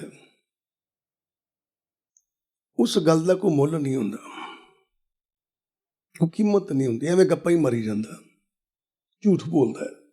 ਸੁਭਾਵਕ ਜਦੋਂ ਆਪਾਂ 2-4 ਜਾਣੇ ਇਕੱਠੇ ਹੋ ਕੇ ਗੱਲ ਕਰਦੇ ਹਾਂ ਤੇ ਉਹਦੇ ਬਾਰੇ ਕੋਈ ਗੱਲ ਕਰਦਾ, ਕਹਿੰਦਾ ਉਹਨੇ ਗੱਲ ਕਹੀ ਸੀ ਵੀ ਆਹ ਕੰਮ ਬਣ ਸਕਦਾ ਹੈ, ਤੇ ਕੋਈ ਉਹਦੇ ਅੱਗੇ ਰਹਿਣ ਵਾਲਾ ਬੰਦਾ, ਉਹਨੂੰ ਪਤਾ ਸੀ ਉਹ ਛੱਟੇ ਮਾਰਦਾ ਰਹਿੰਦਾ, ਝੂਠ ਹੀ ਬੋਲਦਾ ਰਹਿੰਦਾ, ਤੇ ਬੜੇ ਪਿਆਰ ਨਾਲ ਕਹਿੰਦਾ ਛੱਡ ਯਾਰ, ਉਹਦੀਆਂ ਹੋਸ਼ੀਆਂ ਗੱਲਾਂ ਨੇ, ਇਹਦਾ ਮਤਲਬ ਉਹਦੀ ਕਈ ਗੱਲ ਦਾ ਕੋਈ ਮੁੱਲ ਨਹੀਂ, ਹੋਸ਼ਾ ਹੈ, ਉਹ ਝੂਠ ਬੋਲਦਾ, ਗੱਪ ਮਾਰਦਾ ਹੈ। ਗੁਰੂ ਸਾਹਿਬਾਨ ਵੀ ਕਹਿਣ ਲੱਗੇ ਰੇ ਮੂੜੇ ਤੂੰ ਹੋਸ਼ੇ ਰਸ ਲਪਟਾਇਓ। ਅੰਮ੍ਰਿਤ ਸੰਗ ਬਸਤ ਹੈ ਤੇਰੇ, ਦੇਖੋ ਕਿੱਡੀ ਵੱਡੀ ਗੱਲ ਜੀ, ਅੰਮ੍ਰਿਤ ਸੰਗ ਬਸਤ ਹੈ ਤੇਰੇ, ਵਿਖਿਆ ਸਿਉ ਉਰਜਾਇਓ। ਕਹਿੰਦੇ ਉਹ ਮਨਾ ਦੋ ਚੀਜ਼ਾਂ ਇਕੱਠੀਆਂ ਹੀ ਨੇ। ਦੇਖੋ ਜਿੰਨਾ ਚਿਰ ਜੀਵਨ ਨੂੰ ਜੋ ਦੋ ਚੀਜ਼ਾਂ ਇਕੱਠੀਆਂ ਰਹਿਣਗੀਆਂ, ਇੱਕ ਕਾਲ ਤੇ ਇੱਕ ਅਕਾਲ, ਇੱਕ ਦੁੱਖ ਤੇ ਇੱਕ ਸੁੱਖ, ਇੱਕ ਝੂਠ ਤੇ ਇੱਕ ਸੱਚ, ਠੀਕ ਹੈ, ਇਹ ਦੋ ਚੀਜ਼ਾਂ ਇਕੱਠੀਆਂ ਰਹਿਣੀਆਂ, ਇੱਕ ਅੰਮ੍ਰਿਤ ਤੇ ਇੱਕ ਬਿਖ, ਇਕੱਠੀਆਂ ਰਹਿਣੀਆਂ ਜਿੰਨਾ ਚਿਰ ਆਪਾਂ ਜਿਉਂਦੇ ਹਾਂ, ਜੀਵਨ 'ਚ ਰਹਿੰਦੇ ਹਾਂ, 84 ਦੇ ਗੇੜ 'ਚ ਰਹਿੰਦੇ ਹਾਂ। ਇੱਥੇ ਗੁਰੂ ਸਾਹਿਬਾਨ ਕਹਿਣ ਲੱਗੇ ਨੇ ਅੰਮ੍ਰਿਤ ਸੰਗ ਬਸਤ ਹੈ ਤੇਰੇ। ਹੁਣ ਸੰਗ ਬਸਤ ਹੈ ਤੇਰੇ, ਇਹਦਾ ਮਤਲਬ ਜਿੱਥੇ ਤੇਰੇ ਮਨ ਦੀ ਬਿਰਤੀ ਵਿੱਚ, ਤੇਰੇ ਮਨ ਦੇ ਵਿੱਚ ਵਿਚਾਰ ਨੇ ਸੰਸਾਰ ਦੇ ਮੋਹ ਮਾਇਆ ਦੇ, ਕਹਿੰਦੇ ਉੱਥੇ ਹੀ ਪਰਮਾਤਮਾ ਦੀ ਵਿਚਾਰ ਵੀ ਵਸਦੀ ਹੈ। ਕਿਤੇ ਭੁਲੇਖੇ 'ਚ ਨਾ ਪੈ ਜੀ ਵੀ ਇਕੱਲੀ ਸੰਸਾਰ ਦੀ ਗੱਲ ਫੁਰਦੀ ਆ, ਸੰਸਾਰ ਦੇ ਹੀ ਫੁਰਨੇ ਫੁਰਦੇ ਆ। ਸੰਸਾਰ ਦੀਆਂ ਗੱਲਾਂ ਆਉਂਦੀਆਂ ਨੇ, ਕਹਿੰਦੇ ਉਸੇ ਅਸਥਾਨ 'ਤੇ, ਉੱਥੋਂ ਹੀ ਜਿੱਥੋਂ ਤੈਨੂੰ ਸੰਸਾਰ ਦੇ ਫੁਰਨੇ ਫੁਰਦੇ, ਉਸੇ ਝਰਨੇ 'ਚੋਂ ਹੀ ਨਿਰੰਕਾਰ ਦੇ ਫੁਰਨੇ ਵੀ ਫੁਰ ਸਕਦੇ ਆ। ਬਾਹਰੋਂ ਨਹੀਂ ਆਉਂਦੇ, ਬਾਹਰੋਂ ਨਹੀਂ ਆਉਂਦੇ। ਇੱਕ ਜਗ੍ਹਾ ਤੇ ਗੁਰੂ ਸਾਹਿਬਾਨ ਕਹਿੰਦੇ ਬਾਣੀ ਅੰਦਰ, ਕਹਿੰਦੇ ਕਿ ਵੀ ਇਹ ਕਿੱਦਾਂ ਹੋ ਸਕਦਾ ਵੀ ਤੁਸੀਂ ਏਡੀ ਵੱਡੀ ਗੱਲ ਕਹਿਤੀ, ਅੰਮ੍ਰਿਤ ਤੇ ਇਹ ਸੰਸਾਰ ਜ਼ਹਿਰ ਇਕੱਠਾ ਹੀ ਵਸਦਾ, ਇੱਕ ਥਾਂ ਤੇ ਹੀ ਵਸਦਾ। ਤੇ ਗੁਰੂ ਸਾਹਿਬ ਨੇ ਬੜੇ ਪਿਆਰ ਨਾਲ ਉਦਾਹਰਨ ਦੇ ਦਿੱਤੀ, ਕਹਿੰਦੇ ਦਿਨ ਮੇ ਰੈਣ, ਦਿਨ ਮੇ ਰੈਣ, ਰੈਣ ਮੇ ਦਿਨਯਰ, ਉਸਨ ਸੀਤ ਬਿਦ ਸੋਈ। ਸਮਝ ਲੱਗੀ? ਧਿਆਨ ਨਾਲ ਸੁਣਿਓ, ਦਿਨ ਮੇ ਰੈਣ, ਰੈਣ ਮੇ ਦਿਨਯਰ। ਦਿਨ ਮੇ ਰੈਣ ਕਹਿੰਦਾ ਜਿਹੜਾ ਦਿਨ ਹੈ ਨਾ, ਦਿਨ ਜਿਹੜਾ ਉਜਾਲਾ ਹੈ, ਕਹਿੰਦਾ ਇਹਦੇ ਵਿੱਚ ਹੀ ਰਾਤ ਆ। ਦਿਨ ਮੇ ਰਹਿਣ। ਪੁੱਛਿਆ ਕਿਵੇਂ? ਕਹਿੰਦੇ ਵੀ ਜਦੋਂ ਰਾਤ ਪਈ ਹੁੰਦੀ ਹੈ ਨਾ, ਜਦੋਂ ਰਾਤ ਪਈ ਹੁੰਦੀ ਹੈ, ਹੁਕਮ ਨਹੀਂ ਖੇਡਿਆ ਜਿਹਨੂੰ ਤਾਕਤ ਮਿਲ ਜਾਏ। ਕਹਿੰਦਾ ਦਿਨ ਮੇ ਰਹਿਣ, ਕਹਿੰਦਾ ਰਾਤ ਬੜੀ ਹਨੇਰੀ ਸੀਗੀ, ਦਿਸਦਾ ਹੀ ਕੁਛ ਨਹੀਂ ਸੀ। ਕਹਿੰਦਾ ਫਿਰ ਕੀ ਹੈ? ਕਹਿੰਦਾ ਦਿਨ ਮੇ ਰਹਿਣ, ਕਹਿੰਦਾ ਦਿਨ ਦਾ ਉਜਾਲਾ ਚੜ੍ਹਨ ਲੱਗਾ, ਦਿਨ ਨੂੰ ਹੁਕਮ ਮਿਲਿਆ, ਦਿਨ ਨੂੰ ਪਰਮਾਤਮਾ ਵੱਲੋਂ ਹੁਕਮ ਮਿਲਿਆ, ਤਾਕਤ ਮਿਲੀ। ਤੇ ਕੈਸੀ ਤਾਕਤ ਮਿਲੀ ਕਿ ਦਿਨ ਮੇ ਰਹਿਣ, ਕਹਿੰਦੇ ਉਸ ਦਿਨ ਦੇ ਉਜਾਲੇ ਨੇ ਰਾਤ ਦੇ ਹਨੇਰੇ ਨੂੰ ਆਪਣੇ 'ਚ ਹੀ ਸਮੋ ਲਿਆ, ਆਪਣੇ 'ਚ ਹੀ ਸਮੋ ਲਿਆ। ਕਿੱਥੇ ਗਈ ਰਾਤ? ਕਦੀ ਵੇਖਿਆ? ਕਦੀ ਕਿਸੇ ਨੇ ਕਿਹਾ ਕਿ ਯਾਰ ਦਿਨ ਚੜ੍ਹ ਗਿਆ? ਕਹਿੰਦਾ ਹਾਂ। ਤੇ ਰਾਤ ਕਿੱਥੇ ਗਈ? ਕਹਿੰਦਾ ਆ ਤੈਨੂੰ ਦਿਖਾ ਕੇ ਲਿਆਵਾਂ। ਕਹਿੰਦਾ ਕਿੱਥੇ ਆ? ਕਹਿੰਦਾ ਪੁੱਤਰ ਜਦੋਂ ਦਿਨ ਚੜ੍ਹਦਾ ਨਾ ਤੇ ਰਾਤ ਇੱਕ ਪਾਸੇ ਹੋ ਜਾਂਦੀ ਆ, ਉਹ ਦੇਖ ਰਾਤ। ਕਦੀ ਹੋਇਆ? ਉਹ ਰਾਤ ਦਾ ਹਨੇਰਾ ਦਿਨ ਦੇ ਉਜਾਲੇ 'ਚ ਸਮਾ ਜਾਂਦਾ ਹੈ। ਦਿਨ ਮੇ ਰਹਿਣ, ਰਹਿਣ ਮੇ ਦਿਨਯਰ। ਕਹਿੰਦਾ ਇਹੀ ਤਰੀਕਾ ਰਾਤ ਦਾ ਹੈ। ਜਦੋਂ ਰਾਤ ਦੇ ਹਨੇਰੇ ਨੂੰ ਹੁਕਮ ਹੁੰਦਾ ਪਰਮਾਤਮਾ ਵੱਲੋਂ, ਪਾਵਰ ਮਿਲਦੀ ਹੈ, ਜਾ ਹੁਣ ਛਾਜਾ ਜਾ ਕੇ, ਤੇਰਾ ਟਾਈਮ ਆ ਗਿਆ। ਤੇ ਦਿਨ ਦੇ ਉਜਾਲੇ ਨੂੰ ਉਹ ਹਨੇਰਾ ਆਪਣੇ 'ਚ ਸਮੋ ਲੈਂਦਾ ਹੈ। ਕਹਿੰਦੇ ਉਸਨ ਸੀਤ ਬਿਦ ਸੋਈ। ਉਸਨ ਕਿਹਨੂੰ ਕਹਿੰਦੇ? ਗਰਮੀ ਨੂੰ। ਸੀਤ ਕਿਹਨੂੰ ਕਹਿੰਦੇ? ਸ਼ਾਂਤੀ ਨੂੰ, ਠੰਡ ਨੂੰ। ਉਹ ਕਹਿਣ ਲੱਗੇ ਭਾਈ ਉਸਨ ਸੀਤ ਬਿਦ ਸੋਈ। ਉਸਨ ਕਹਿੰਦੇ ਗਰਮੀ ਨੂੰ, ਕਹਿੰਦੇ ਹੁਣ ਗਰਮੀਆਂ ਦਾ ਮੌਸਮ ਆ ਗਿਆ, ਗਰਮੀਆਂ ਦਾ ਮੌਸਮ ਆ ਗਿਆ। ਕਹਿੰਦਾ ਹਾਂਜੀ। ਕਹਿੰਦਾ ਧਿਆਨ ਦੇਈ, ਕਿਤੇ ਉਹ ਗਰਮੀਆਂ ਦਾ ਮੌਸਮ ਹੈਗਾ, ਠੰਡ ਦਾ, ਉਹ ਠੰਡ ਕਿਸੇ ਸਾਈਡ 'ਤੇ ਨਹੀਂ ਪਈ ਵੀ ਉਹ ਦੇਖ ਲੈ ਜਾ ਕੇ, ਨਹੀਂ। ਗਰਮੀਆਂ ਦੇ ਮੌਸਮ ਨੂੰ, ਗਰਮੀਆਂ ਦੀ ਰੁੱਤ ਨੂੰ ਪਰਮਾਤਮਾ ਵੱਲੋਂ ਇੱਕ ਤਾਕਤ ਮਿਲੀ ਹੈ, ਸ਼ਕਤੀ ਮਿਲੀ, ਹੁਕਮ ਆਇਆ ਹੋਇਆ ਕਿ ਜਾ ਛਾ ਜਾ, ਹੁਣ ਤੇਰੀ ਵਾਰੀ ਹੈ। ਉਹ ਗਰਮੀ ਜਦੋਂ ਆਈ, ਉਹ ਜਿਹੜੀ ਠੰਡ ਸੀ ਨਾ, ਉਹ ਸਾਰੀ ਗਰਮੀ 'ਚ ਸਮੋ ਗਈ। ਆਂਦਾ ਜਦੋਂ ਠੰਡ ਨੂੰ ਹੁਕਮ ਲੱਗਦਾ ਤਾਂ ਜਿੰਨੀ ਗਰਮੀ ਹੁੰਦੀ ਉਹ ਠੰਡ 'ਚ ਸਮੋ ਜਾਂਦੀ ਹੈ। ਹੁਕਮ ਹੈ ਪਰਮਾਤਮਾ ਦਾ। ਕਹਿੰਦਾ ਹਾਂਜੀ। ਕਹਿੰਦਾ ਫਿਰ ਮਨੁੱਖ ਦਾ ਜਨਮ ਉੱਦਾਂ ਦਾ ਹੀ ਹੈ। ਅੰਮ੍ਰਿਤ ਸੰਗ ਬਸਤ ਹੈ ਤੇਰੇ, ਕਹਿੰਦਾ ਤੇਰੇ ਨਾਲ ਹੀ ਅੰਮ੍ਰਿਤ ਦਾ ਵਰਸਾ ਹੈ। ਪਰ ਵਿਖਿਆ ਸਿਓ ਉਰਝਾਇਓ, ਕਹਿੰਦਾ ਕਮਲਿਆ ਮਨਾ, ਹੁਣ ਤੂੰ ਮੋਹ ਮਾਇਆ 'ਚ ਫਸਿਆ, ਉਲਝਿਆ, ਤੇ ਰੱਬ ਦਾ ਕੀ ਕਸੂਰ ਹੈ ਬਈ? ਜੇ ਤੂੰ ਅੰਮ੍ਰਿਤ ਲੱਭਦਾ ਫਿਰਦਾ, ਆਪਣੇ ਅੰਦਰੋਂ ਬ੍ਰਹਮ ਗਿਆਨ ਲੱਭਦਾ ਫਿਰਦਾ, ਆਪਣੇ ਅੰਦਰੋਂ ਪ੍ਰਕਾਸ਼ ਲੱਭਦਾ ਫਿਰਦਾ, ਤੇ ਕਿਤੇ ਇਹ ਨਾ ਕਵੀਂ ਇਹ ਹਨੇਰਾ ਪਹਿਲਾਂ ਪਰਾਂ ਹੋ ਜਾਵੇ। ਕਹਿੰਦਾ ਐਵੇਂ ਨਾ ਭੁਲੇਖੇ 'ਚ ਪਈ। ਉਸ ਪਰਮਾਤਮਾ ਵੱਲੋਂ ਹੀ ਇਸ ਅਗਿਆਨਤਾ ਰੂਪੀ ਹਨੇਰੇ ਨੂੰ ਹੁਕਮ ਹੈ, ਤਾਕਤ 'ਚ ਇਸ ਵੇਲੇ। ਪਰ ਜੇ ਤੂੰ ਪਰਮਾਤਮਾ ਦੇ ਭਾਣੇ ਜਾ ਕੇ ਨਾਮ ਸਿਮਰਨ ਕਰਨ ਲੱਗ ਪਵੇਂ, ਸੁੱਤ ਸ਼ਬਦ ਦਾ ਮਿਲਾਪ ਹੋ ਜਾਵੇ, ਭਾਣੇ ਜਾ ਕੇ ਜੋ ਪਰਮਾਤਮਾ ਕਰਦਾ ਪਿਆ ਕਰਨ ਦੇ, ਉਹਨੂੰ ਜੋ ਕਰਦਾ ਕਰਨ ਦੇ। ਐਵੇਂ ਨਾ ਰੋਜ਼ਦਾਰੀ ਉਹਨੂੰ ਕਹਿੰਦਾ ਰਿਹਾ ਕਰ, ਪਰਮਾਤਮਾ ਨਹੀਂ ਇੱਦਾਂ ਨਹੀਂ ਇੱਦਾਂ ਕਰ ਦਿਓ, ਇੱਦਾਂ ਨਹੀਂ ਇੱਦਾਂ ਕਰ ਦਿਓ, ਮੇਰੇ ਕਹੇ ਤੇ ਚੱਲ ਪਓ। ਆਨੰਦ ਉਦੋਂ ਆਉਣਾ ਹੈ ਜਿੱਦਣ ਤੂੰ ਪਰਮਾਤਮਾ ਦੇ ਕਹੇ ਤੇ ਚੱਲ ਪਿਆ। ਤੇਰੇ ਅੰਦਰਲੇ ਪ੍ਰਕਾਸ਼ ਨੇ ਉਦੋਂ ਉਜਾਗਰ ਹੋਣਾ ਹੈ ਜਿੱਦਣ ਤੂੰ ਪਰਮਾਤਮਾ ਦੇ ਬਾਣੇ ਜਾ ਗਿਆ। ਜਦੋਂ ਤੇਰੀ ਮਨ ਬਿਰਤੀ ਇਹ ਡਿੱਗੀ ਵੀ ਜੋ ਹੋ ਰਿਹਾ ਵਧੀਆ। ਹੁਣ ਧਿਆਨ ਦੇਣਾ ਵੀ ਤੇਰੀ ਮਰਜ਼ੀ ਹੈ। ਜੇ ਤੂੰ ਮੋਹ ਮਾਇਆ ਦਾ ਆਨੰਦ ਮਾਣਦਾ ਪਿਆ, ਮੰਨਣਾ, ਇਹੋ ਜਿਹੀ ਕੋਈ ਗੱਲ ਨਹੀਂ। ਇਹ ਸਰੀਰ ਬ੍ਰਹਮ ਗਿਆਨੀਆਂ ਕੋਲ ਵੀ ਹੈ। ਤੇ ਕੀ ਉਹ ਸਰੀਰ ਦੇ ਵਿੱਚ ਖਾਣਾ ਨਹੀਂ ਖਾਂਦੇ? ਕੀ ਉਹ ਫਲ ਫਰੂਟ ਨਹੀਂ ਖਾਂਦੇ? ਜਿੱਦਾਂ ਦਾ ਤੁਸੀਂ ਜ਼ਿੰਦਗੀ ਜਿਉਂਦੇ ਉੱਦਾਂ ਦਾ ਉਹ ਜਿਉਂਦੇ। ਪਰ ਫਰਕ ਸਿਰਫ ਇੰਨਾ ਹੈ ਕਿ ਤੁਹਾਡੀ ਜ਼ਿੰਦਗੀ ਜਿਹੜੀ ਜਿਉਂਦੇ ਪਏ ਹੋ, ਉਹ ਤੁਸੀਂ ਮੋਹ ਮਾਇਆ ਦੇ ਵਿੱਚ, ਸੰਸਾਰ ਦੇ ਵਿੱਚ ਜੁੜੇ ਹੋ। ਕਹਿੰਦਾ ਆਪਾਂ ਕੱਚਾ ਫਲ ਲਿਆ, ਤੁਸੀਂ 84 ਦੇ ਗੇਟ 'ਚੋਂ ਟੁੱਟ ਨਹੀਂ ਸਕਦੇ। ਉਹਨਾਂ ਦਾ ਫਲ ਪੱਕ ਗਿਆ, ਉਹ ਟੁੱਟ ਗਿਆ। ਉਹਨਾਂ ਦਾ ਸੰਬੰਧ ਨਹੀਂ ਰਿਹਾ ਰੁੱਖ ਨਾਲ, ਸੰਬੰਧ ਨਹੀਂ ਰਿਹਾ ਸੰਸਾਰ ਨਾਲ। ਇਸ ਚੀਜ਼ ਨੂੰ ਗੁਰੂ ਜੀ ਸਮਝਾਉਣ ਲੱਗੇ, ਕਹਿੰਦੇ ਭੋਲਿਆ ਮਣਾ ਅੰਮ੍ਰਿਤ ਤੇਰੇ ਨਾਲ ਵਸਦਾ ਪਿਆ ਹੈ, ਅੰਮ੍ਰਿਤ ਤੇਰੇ ਨਾਲ ਵਸਦਾ ਪਿਆ ਹੈ, ਪਰ ਹੁਣ ਤੇਰੀ ਮਰਜ਼ੀ ਹੈ ਕਿ ਤੂੰ ਅੰਮ੍ਰਿਤ ਨਾਲ ਜੁੜਨਾ ਹੈ ਕਿ ਵਿਖਿਆ ਨਾਲ ਜੁੜਨਾ ਹੈ। ਹੁਣ ਧਿਆਨ ਦੇਣਾ, ਇਹ ਕੇਵਲ ਤਾਂ ਕੇਵਲ ਮਾਨਸ ਜਨਮ ਦੇ ਅੰਦਰ ਇਹ ਤਾਕਤ ਮਿਲਦੀ ਹੈ, ਸੋਝੀ ਮਿਲਦੀ ਹੈ, ਹੋਰ ਕਿਤੇ ਨਹੀਂ ਮਿਲਦੀ, ਇੱਥੇ ਮਿਲਦੀ ਹੈ। ਠੀਕ ਹੈ, ਹੁਣ ਆਪਾਂ 84 ਲੱਖ ਜੋਨ ਭੋਗੀ, ਪਰ ਉਸ ਪਰਮਾਤਮਾ ਦੀ ਸੋਝੀ ਕੇਵਲ ਤਾਂ ਕੇਵਲ ਸਾਨੂੰ ਮਨੁੱਖ ਜਨਮ 'ਚ ਮਿਲਦੀ ਹੈ, ਹੋਰ ਕਿਤੇ ਨਹੀਂ ਮਿਲਦੀ। ਕਿੰਨੇ ਜਨਮ ਆਪਾਂ ਭੋਗੇ, ਠੀਕ ਹੈ। ਉਹਨਾਂ ਜਨਮਾਂ ਨੂੰ ਭੋਗਦਿਆਂ ਆਪਾਂ ਕਿੱਥੇ ਤੱਕ ਪਹੁੰਚੇ, ਅੱਜ ਮਨੁੱਖ ਦੇ ਸਰੀਰ 'ਚ ਪਹੁੰਚੇ। ਇੱਥੇ ਆ ਕੇ ਸਾਨੂੰ ਸੋਝੀ ਮਿਲੀ ਹੈ, ਮੱਤ ਮਿਲੀ ਹੈ, ਅਸੀਂ ਗੁਰੂ ਚਰਨਾਂ ਵੱਲ ਭੱਜਦੇ ਹਾਂ। ਸਾਨੂੰ ਪਤਾ ਲੱਗਦਾ ਵੀ ਗੁਰੂ ਚਰਨਾਂ ਜਾਣਾ ਕਦ ਲਈ ਹੈ, ਕਿਉਂਕਿ ਸਾਨੂੰ ਗੁਰੂ ਸਾਹਿਬ ਨੇ ਸੋਝੀ ਬਖਸ਼ਿਸ਼ ਕਰਨੀ ਹੈ। ਸੋ ਵਿਚਾਰ ਕਰਨਾ, ਇਹ ਸਰੀਰ ਬਹੁਤ ਕੀਮਤੀ ਹੈ, ਇਹ ਸਰੀਰ ਬਹੁਤ ਕੀਮਤੀ ਹੈ, ਪਰ ਗੁਰੂ ਰੂਪ ਪਿਆਰੀ ਸਾਧ ਸੰਗਤ ਜੀ ਦੀ ਕੀਮਤ ਐਦਾਂ ਅਦਾ ਨਹੀਂ ਹੋਣੀ। ਕਿਵੇਂ ਉਦਾਹਰਨ ਹੋਣੀਆਂ, ਬੜੀਆਂ ਬੜੀਆਂ ਉਦਾਹਰਨਾਂ ਦਿੱਤੀਆਂ, ਬੜੀਆਂ ਬੜੀਆਂ ਉਦਾਹਰਨਾਂ ਦਿੱਤੀਆਂ। ਇੱਕ ਜਗ੍ਹਾ 'ਤੇ ਧਿਆਨ ਦੇਣਾ, ਭਗਤ ਕਬੀਰ ਸਾਹਿਬਾਂ ਨੇ ਬੜੀ ਹੀ ਪਿਆਰੀ ਇੱਕ ਹੋਰ ਉਦਾਹਰਨ ਦੇਣ ਲੱਗੇ। ਕਹਿੰਦੇ ਮਨਾ ਇੱਕ ਕੰਮ ਕਰ, ਕਹਿੰਦੇ ਦੱਸੋ ਕੀ ਕਰਾਂ, ਕੀ ਕਰਾਂ? ਕਹਿੰਦੇ ਇੱਦਾਂ ਕਰ, ਕਬੀਰ ਰਸ ਕੋ ਗਾਂਡੋ ਚੂਸੀਏ, ਕਬੀਰ ਰਸ ਕੋ ਗਾਂਡੋ ਚੂਸੀਏ, ਗੁਣ ਕੋ ਮਰੀਏ ਰੋਏ। ਹੁੰਦਾ ਕਬੀਰ ਗੱਲ ਸੁਣ, ਗਾਂਡੋ ਦਾ ਭਾਵ ਜਿਹਨੂੰ ਗੰਢਾ ਹੈ, ਗੰਨੇ ਨੂੰ ਗਾਂਡੋ ਕਿਹਾ ਇੱਥੇ ਕਬੀਰ ਸਾਹਿਬ ਨੇ ਆਪਣੀ ਭਾਸ਼ਾ ਦੇ ਅੰਦਰ। ਉਹਨੂੰ ਦੇਖੋ ਨਾ, ਹੱਥ ਪੋਰੀ 'ਤੇ ਗੰਢਾ ਹੈ, ਤਾਂ ਉਹਨੂੰ ਹੁਣ ਤੁਸੀਂ ਕਦੀ ਜ਼ਿੰਦਗੀ ਸੋਚਿਓ, ਆਪਾਂ ਪਿਆਜ਼ ਨੂੰ ਗੰਢਾ ਕਹਿੰਦੇ ਹਾਂ, ਗੰਢਾ ਕਿਉਂ ਕਹਿੰਦੇ ਹਾਂ? ਉਹਦੇ ਵਿੱਚ ਗੰਢਾਂ ਆ ਕਿੰਨੀਆਂ ਹੀ, ਉਹ ਗੰਢਾਂ ਇੰਨੀਆਂ ਹੋਣ ਕਰਕੇ ਉਹਨੂੰ ਗੰਢਾ ਕਿਹਾ। ਅਤੇ ਗੰਨੇ ਅੰਦਰ ਵੀ ਗੰਢਾਂ ਹੁੰਦੀਆਂ। ਅਤੇ ਇੱਥੇ ਕਬੀਰ ਸਾਹਿਬ ਕਹਿੰਦੇ ਕਬੀਰ ਰਸ ਕੋ ਗਾਂਡੋ ਚੂਸੀਏ, ਗੁਣ ਕੋ ਮਰੀਏ ਰੋਏ। ਹੁੰਦਾ ਇੱਕ ਕੰਮ ਕਰ, ਜਿਵੇਂ ਆਪਾਂ ਗੰਨਾ ਲੈਂਦੇ ਹਾਂ, ਉਹਦੇ ਵਿੱਚ ਰਸ ਆ ਅਤੇ ਆਪਾਂ ਉਹਨੂੰ ਚੂਸਦੇ, ਭਾਵੇਂ ਦੰਦਾਂ ਨੂੰ ਤਕਲੀਫ ਹੁੰਦੀ ਹੈ ਗੰਨਾ ਚੂਸਣ ਲੱਗਿਆ, ਪਰ ਉਹਦੇ ਰਸ ਆ, ਚੂਸਦੇ ਆਪਾਂ। ਅਤੇ ਜਿਵੇਂ ਜਿਵੇਂ ਆਪਾਂ ਚੂਸਦੇ ਹਾਂ ਨਾ, ਰਸ ਚੂਸ ਕੇ ਅਤੇ ਆਪਾਂ ਫੋਕਟ ਸੁੱਟ ਦਿੰਦੇ ਹਾਂ, ਫੋਕਟ ਕਿਸੇ ਕੰਮ ਨਹੀਂ ਆਉਂਦੀ, ਸੁੱਟ ਦਈਦੀ ਹੈ, ਫੋਕਟ ਸੁੱਟ ਦਈਦੀ ਹੈ, ਕਿਸੇ ਕੰਮ ਨਹੀਂ ਆਉਂਦੀ। ਅਤੇ ਗੁਰੂ ਸਾਹਿਬਾਨ ਕਬੀਰ ਸਾਹਿਬਾਨ ਕਹਿਣ ਲੱਗੇ, ਕਹਿੰਦੇ ਜਿਵੇਂ ਗੰਨੇ ਦੇ ਵਿੱਚ ਰਸ ਆ, ਪਰ ਚੂਸ ਲੈ ਉਹਨੂੰ ਜੇ ਰਸ ਲੈਣਾ। ਅਤੇ ਕਬੀਰ ਸਾਹਿਬਾਨ ਕਹਿੰਦੇ ਮਨਾ, ਜਿੱਦਾਂ ਗੰਨੇ ਅੰਦਰ ਰਸ ਆ, ਉੱਦਾਂ ਇਸ ਸਰੀਰ ਅੰਦਰ ਵੀ ਮਹਾਰਸ ਆ। ਕਹਿੰਦੇ ਦੇਖ ਲੈ, ਭਾਵੇਂ ਦੁੱਖ ਸਹਿ ਕੇ ਦੰਦਾਂ ਨੂੰ ਪੀੜ ਹੋਣ ਲੱਗ ਪੈਂਦੀ, ਕਈ ਵਾਰੀ ਦੰਦਾਂ 'ਚ ਖੂਨ ਵਗਣ ਲੱਗ ਪੈਂਦਾ, ਪਰ ਗੰਨਾ ਚੂਸਣ ਵਾਲੇ ਚੂਸਦੇ ਆ। ਕਹਿੰਦੇ ਗੁਣ ਕੋ ਮਰੀਏ ਰੋਏ, ਕਹਿੰਦੇ ਮਨਾ ਜੇ ਇਸ ਸਰੀਰ ਦੇ ਵਿੱਚੋਂ ਗੁਣ ਪ੍ਰਾਪਤ ਕਰਨਾ, ਰੋਈਏ ਦਾ ਭਾਵ ਕੀ ਹੁੰਦਾ ਹੈ? ਦੁੱਖ ਸੇਰਨਾ।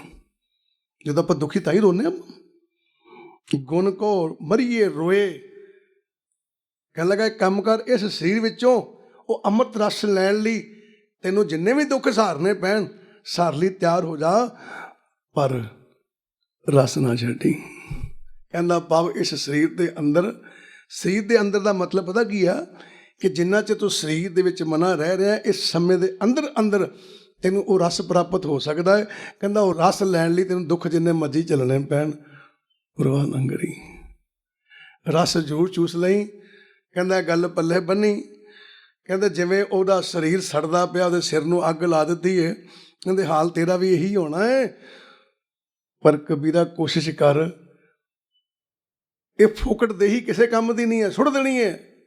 ਪਰ ਜਿੰਨਾ ਚਿਰ ਇਹ ਸਰੀਰ ਕੋਲ ਹੈਗਾ, ਚ ਰਸ ਆ, ਜਿੱਦਾਂ ਗੰਨੇ ਵਿੱਚ ਰਸ ਆ, ਇਹਦੇ ਵਿੱਚ ਆਨੰਦ ਹੈ। ਤੇ ਮਨਾ ਕੋਸ਼ਿਸ਼ ਕਰ, ਸਰੀਰ 'ਚ ਰਹਿੰਦਿਆਂ ਉਸ ਆਨੰਦ ਦੀ ਪ੍ਰਾਪਤੀ ਕਰ ਲੈ, ਉਸ ਰਸ ਦੀ ਪ੍ਰਾਪਤੀ ਕਰ ਲੈ।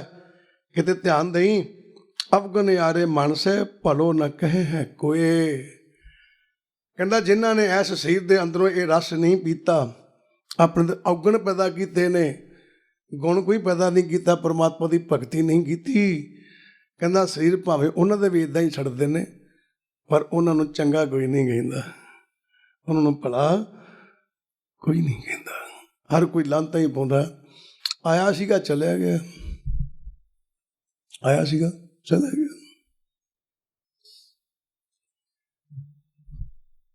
ਇੱਕ ਜਗ੍ਹਾ ਤੇ ਫਰੀਦ ਸਾਬਣ ਕਹਿੰਦੇ ਫਰੀਦ ਕੋਠੇ ਤੁੱਕਣ ਕੇਤੜਾ ਪਿਰ ਨਿੰਦੜੀ ਨਿਵਾਰ, ਜੋ ਦੈ ਲੱਦੇ ਗਾਨਵੇਂ ਗਏ ਵਿਲਾੜ ਵਿਲਾੜ। ਫਰੀਦ ਸਾਬਣ ਕਹਿੰਦੇ ਕੋਠੇ ਤੁੱਕਣ ਕੇਤੜਾ। ਫਰੀਦ ਸਾਬਣ ਕਹਿੰਦੇ ਇਸੇ ਗੱਲ ਨੂੰ ਸਮਝਾਉਣ ਲਈ ਵੀ ਇਹਦੇ ਜੋ ਕੱਢ ਲੈ ਕੁਛ। ਕਹਿੰਦੇ ਜਿਹੜਾ ਕੋਠਾ ਹੁੰਦਾ ਛੱਤ ਘਰ, ਤੁੱਕਣ ਦਾ ਪਾਉਂਦਾ ਭੱਜ ਨੱਠ, ਕੇਤੜਾ ਦਾ ਭਾਵ ਕਿੰਨੀ ਕੁ ਹੋ ਸਕਦੀ ਹੈ। ਕਹਿੰਦੇ ਇੱਕ ਕੋਠੇ ਉੱਤੇ ਭੱਜ ਨੱਠ ਮਨਾ ਤੇਰੀ ਕਿੰਨੀ ਕੁ ਹੁੰਦੀ ਹੈ, ਬੰਦਾ ਕਿੰਨਾ ਕੁ ਤੇਜ਼ ਭੱਜ ਸਕਦਾ, ਕਿੰਨੀ ਕੁ ਦੂਰ ਤੱਕ ਭੱਜ ਸਕਦਾ। ਕੋਠਾ ਤਾਂ ਕੋਠਾ ਹੀ ਹੈ, ਛੋਟਾ ਜਿਹਾ ਹੁੰਦਾ, ਭੱਜ ਲਿਆ ਵਾਪਸ ਆ ਗਿਆ, ਭੱਜ ਲਿਆ ਵਾਪਸ ਆ ਗਿਆ। ਕਈ ਸੱਜਣ ਕਹਿਣਗੇ ਕੋਠੇ 'ਤੇ ਸੈਰ ਕਰਿਆ ਕਰੂ, ਤੇ ਕੋਈ ਸਿਆਣਾ ਬੈਠਾ ਸੀ ਕਹਿੰਦਾ ਕੋਠੇ 'ਤੇ ਕੀ ਸੈਰ ਕਰ ਲਾਂਗੇ ਯਾਰ, 10 ਕਦਮ ਚਲੀਦਾ ਛੱਤ ਮੁੱਕ ਜਾਂਦੀ ਹੈ, ਕੀ ਸੈਰ ਕਰੀਏ ਯਾਰ, ਕੋਠੇ 'ਤੇ ਸੈਰ ਹੁੰਦੀ ਕੋਈ। ਇੱਥੇ ਫਰੀਦ ਸਾਹਿਬ ਨੇ ਕਹਿਤਾ, ਕਹਿੰਦੇ ਕੋਠੇ ਤੁੱਕਣ ਕੇਤੜਾ। ਕਹਿੰਦਾ ਕਿੰਨੀ ਕੁ ਭੱਜ ਨੱਠ ਕਰ ਲੇਗਾ ਕੋਠੇ 'ਤੇ, ਫਿਰ ਨਿੰਦੜੀ ਨਿਵਾਰ। ਕਹਿੰਦਾ ਫਿਰ ਆਪਣੀ ਪਰਾਈ ਨੀਂਦ ਤੋਂ ਉੱਠ, ਉਹਨੂੰ ਪਰਾਂ ਕਰ। ਜਿੱਦਾਂ ਕੋਠੇ 'ਤੇ ਭੱਜ ਨੱਠ ਜ਼ਿਆਦਾ ਨਹੀਂ ਹੋ ਸਕਦੀ, ਕਹਿੰਦਾ ਉੱਦਾਂ ਮਨੁੱਖੀ ਜਨਮ ਦੇ ਅੰਦਰ ਵੀ ਭੱਜ ਨੱਠ ਜ਼ਿਆਦਾ ਨਹੀਂ ਹੋ ਸਕਦੀ। ਕੋਠੇ ਦੀ ਵੀ ਭੱਜ ਨੱਠ ਥੋੜ੍ਹੀ ਹੈ, ਇਸ ਸਰੀਰ ਦਾ ਵੀ ਸਮਾਂ ਥੋੜ੍ਹਾ ਹੀ ਹੈ, ਇਹਦੇ ਵਿੱਚ ਵੀ ਭੱਜ ਨੱਠ ਥੋੜ੍ਹੀ ਹੈ। ਕਿਤੇ ਐਵੇਂ ਨਾ ਜ਼ੋਰ ਲਾਉਂਦਾ ਮਰ ਜਾਈ, ਸਮਾਂ ਬਤੀਤ ਕਰ ਲੈ ਵੀ ਲੈ ਬਥੇਰੀ ਉਮਰ ਪਈ ਹੈ। ਸੱਚ ਜੇ ਕਿਸੇ ਸੱਜਣ ਨਾਲ ਗੱਲ ਕਰੀਏ ਤੇ ਅੱਗੋਂ ਕਹਿ ਦਿੰਦਾ ਬਥੇਰੀ ਉਮਰ ਪਈ ਹੈ, ਜੇ ਕਿਹੜੀ ਉਮਰ ਹੋਈ। ਧਿਆਨ ਦਿਓ, ਗੁਰੂ ਘਰ ਨਾਲ ਜੁੜਨ ਲਈ ਕਹਿ ਦਈਏ ਵੀ ਅੰਮ੍ਰਿਤ ਛਕ ਲਓ, ਗੁਰੂ ਘਰ ਨਾਲ ਜੁੜ ਜਾਓ, ਗੁਰਬਾਣੀ ਪੜ੍ਹਿਆ ਕਰੋ, ਗੁਰੂ ਘਰ ਆਇਆ ਕਰੋ। ਉਹ ਕੋਈ ਨਹੀਂ ਬਥੇਰੀ ਉਮਰ ਪਈ ਹੈ। ਤੇ ਗੁਰੂ ਪਿਆਰੀ ਸਾਧ ਸੰਗਤ ਜੀ, ਉਹ ਹੁਣ ਕਿਸੇ ਨੂੰ ਕਹਿਣ ਦੀ ਲੋੜ ਹੀ ਨਹੀਂ ਪੈਣ ਦੀ ਵੀ ਗੁਰੂ ਘਰ ਆ ਜਾਇਆ ਕਰੋ। ਅੱਜ ਆਉਂਦਾ ਕਰੋਨਾ ਵਾਇਰਸ ਆਇਆ ਨਾ, ਉਹਦੇ ਸਾਰੇ ਹੀ ਭੁੱਲ ਗਏ ਵੀ ਉਮਰ ਜ਼ਿਆਦਾ ਹੈਗੀ। ਹੁਣ ਤਾਂ ਸਾਰੇ ਕਹਿੰਦੇ ਪਤਾ ਨਹੀਂ ਕਿਹੜੇ ਵੇਲੇ ਮਰ ਜਾਣਾ। ਆ ਗਿਆ ਰੱਬ ਚੇਤੇ, ਸਭ ਨੂੰ ਚੇਤੇ ਆਇਆ ਪਿਆ ਇਸ ਵੇਲੇ, ਸਭ ਨੂੰ ਚੇਤੇ ਆਇਆ ਪਿਆ। ਜਿਹੜੀ ਸਾਇੰਸ ਕਹਿੰਦੀ ਸੀ ਕਿ ਕੋਈ ਗੋਡ ਨਹੀਂ ਹੈ, ਸਾਇੰਸ ਨੇ ਬੜੀ ਤਰੱਕੀ ਕੀਤੀ ਹੈ, ਸਾਇੰਸ ਕੁਝ ਵੀ ਕਰ ਸਕਦੀ ਹੈ। ਅੱਜ ਉਹ ਸਾਇੰਸ ਕਹਿਣ ਲੱਗ ਵੀ ਨਹੀਂ, ਗੋਡ ਇਜ਼ ਗੋਡ, ਪਰਮਾਤਮਾ ਪਰਮਾਤਮਾ ਹੀ ਹੈ। ਠੀਕ ਹੈ, ਨਹੀਂ ਉਹ ਕੁਝ ਵੀ ਕਰ ਸਕਦਾ ਹੈ, ਪਰ ਸਾਇੰਸ ਉਹਦੇ ਅੱਗੇ ਫੇਲ ਹੈ। ਉਹੀ ਗੱਲ ਆ ਗਈ ਨਾ ਕਿ ਰਾਹ ਪਿਆ ਜਾਣੇ ਜਾਂ ਵਾਹ ਪਿਆ ਜਾਣੇ। ਅੱਜ ਜਦੋਂ ਸਭ ਤੇ ਸਿਰ ਤੇ ਪਈ ਤੇ ਗੁਰੂ ਪਿਆਰੀ ਸਾਧ ਸੰਗਤ ਜੀਓ, ਸਭ ਨੂੰ ਪਤਾ ਲੱਗ ਗਿਆ ਵੀ ਪਰਮਾਤਮਾ ਕੀ ਤਾਕਤ ਆ। ਸਭ ਨੂੰ ਯਾਦ ਆ ਗਿਆ ਵੀ ਗੱਲ ਸੱਚ ਆ ਵੀ ਬਥੇਰੀ ਉਮਰ ਪਈ ਕਹਿੰਦੇ ਸਾਂ, ਹੁਣ ਤੇ ਉਮਰ ਪਤਾ ਲੱਗਾ ਕੁਝ ਵੀ ਨਹੀਂ, ਪਤਾ ਨਹੀਂ ਸਵੇਰੇ ਉੱਠਣਾ ਕਿ ਨਹੀਂ ਉੱਠਣਾ, ਪਤਾ ਨਹੀਂ ਸਵੇਰੇ ਉੱਠਣਾ ਕਿ ਨਹੀਂ ਉੱਠਣਾ। ਵਿਚਾਰ ਕਰਨਾ ਜ਼ਰਾ ਇਸ ਚੀਜ਼ ਨੂੰ ਸਮਝਾਉਣ ਲਈ ਨਾ। ਫਰੀਦ ਜੀ ਨੇ ਜਦੋਂ ਇਹ ਗੱਲ ਕਹੀ, ਫਰੀਦ ਕੋਠੇ ਤੁੱਕਣ ਕੇਤੜਾ ਪਿਰ ਨਿੰਦੜੀ ਨਿਵਾਰ, ਜੋ ਦਹਿ ਲੱਦੇ ਗਾਨਵੇਂ। ਕਹਿੰਦਾ ਜਿਹੜੇ ਦਿਨ ਦੀ ਗਿਣਤੀ ਤੇ ਤੈਨੂੰ ਮਿਲੇ ਗਏ ਵਿਲਾੜ ਵਿਲਾੜ, ਗਿਣਤੀ ਦੇ ਦਿਨ ਛੇਤੀ ਖਤਮ ਹੋ ਜਾਂਦੇ ਆ, ਛੇਤੀ ਖਤਮ ਹੋ ਜਾਂਦੇ ਆ।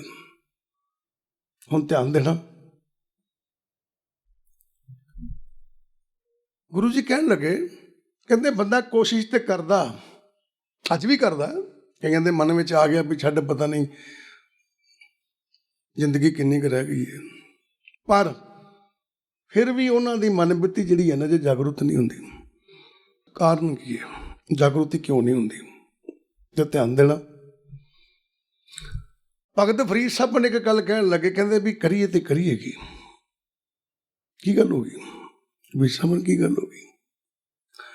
ਫਰੀਦ ਸਾਹਿਬ ਕਹਿੰਦੇ ਕਰਨਾ ਕੀ ਹੈ ਬਈ, ਮੈਂ ਤੈਨੂੰ ਦੱਸਾਂ ਸੱਚ ਗੱਲ ਵੀ ਕੋਸ਼ਿਸ਼ ਤੇ ਅਸੀਂ ਵੀ ਕਰਦੇ ਰਹੇ, ਪਰ ਕਰੀਏ ਕੀ ਵੀ ਸਾਡੇ ਜੀਵਨ ਦੇ ਵਿੱਚ 2-4 ਕੁੱਤੇ ਕੁੱਤੀਆਂ ਬੱਧੇ ਆ ਸਾਡੇ ਘਰ 'ਚ ਨਾ ਕੁੱਤੇ ਤੇ ਕੁੱਤੀਆਂ ਬੱਧੇ ਨੇ।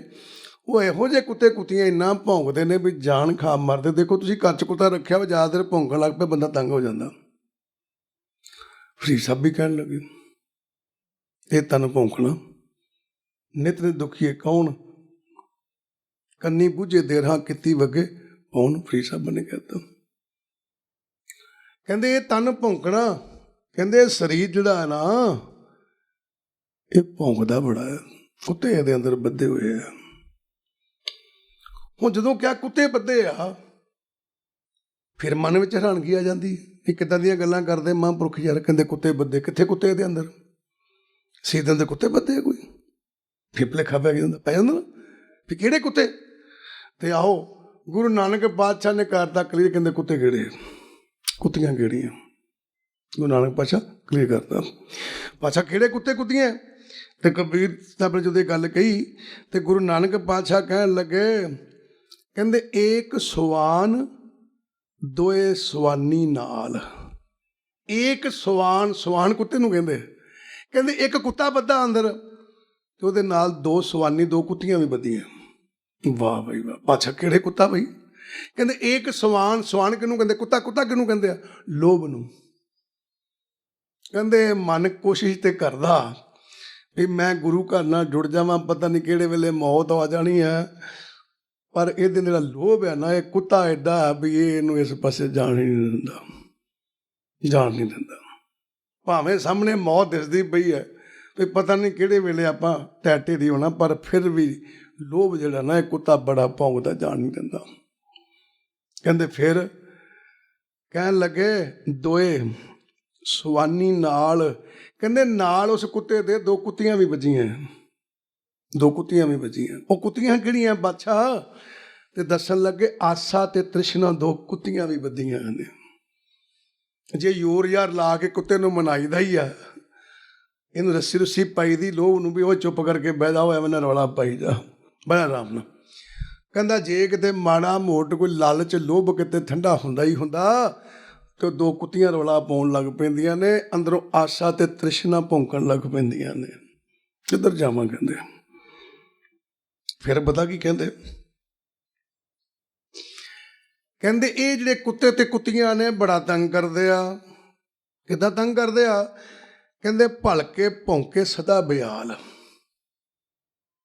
ਭਲਕੇ ਭੌਂਕੇ ਸਦਾ ਬਿਆਲ, ਭਲਕੇ ਦਾ ਭਾਵ ਅਗਲਾ ਦਿਨ, ਬਿਆਲ ਕਹਿੰਦੇ ਸਵੇਰ ਨੂੰ। ਕਹਿੰਦੇ ਭਲਕੇ ਭੌਂਕੇ ਸਦਾ ਬਿਆਲ।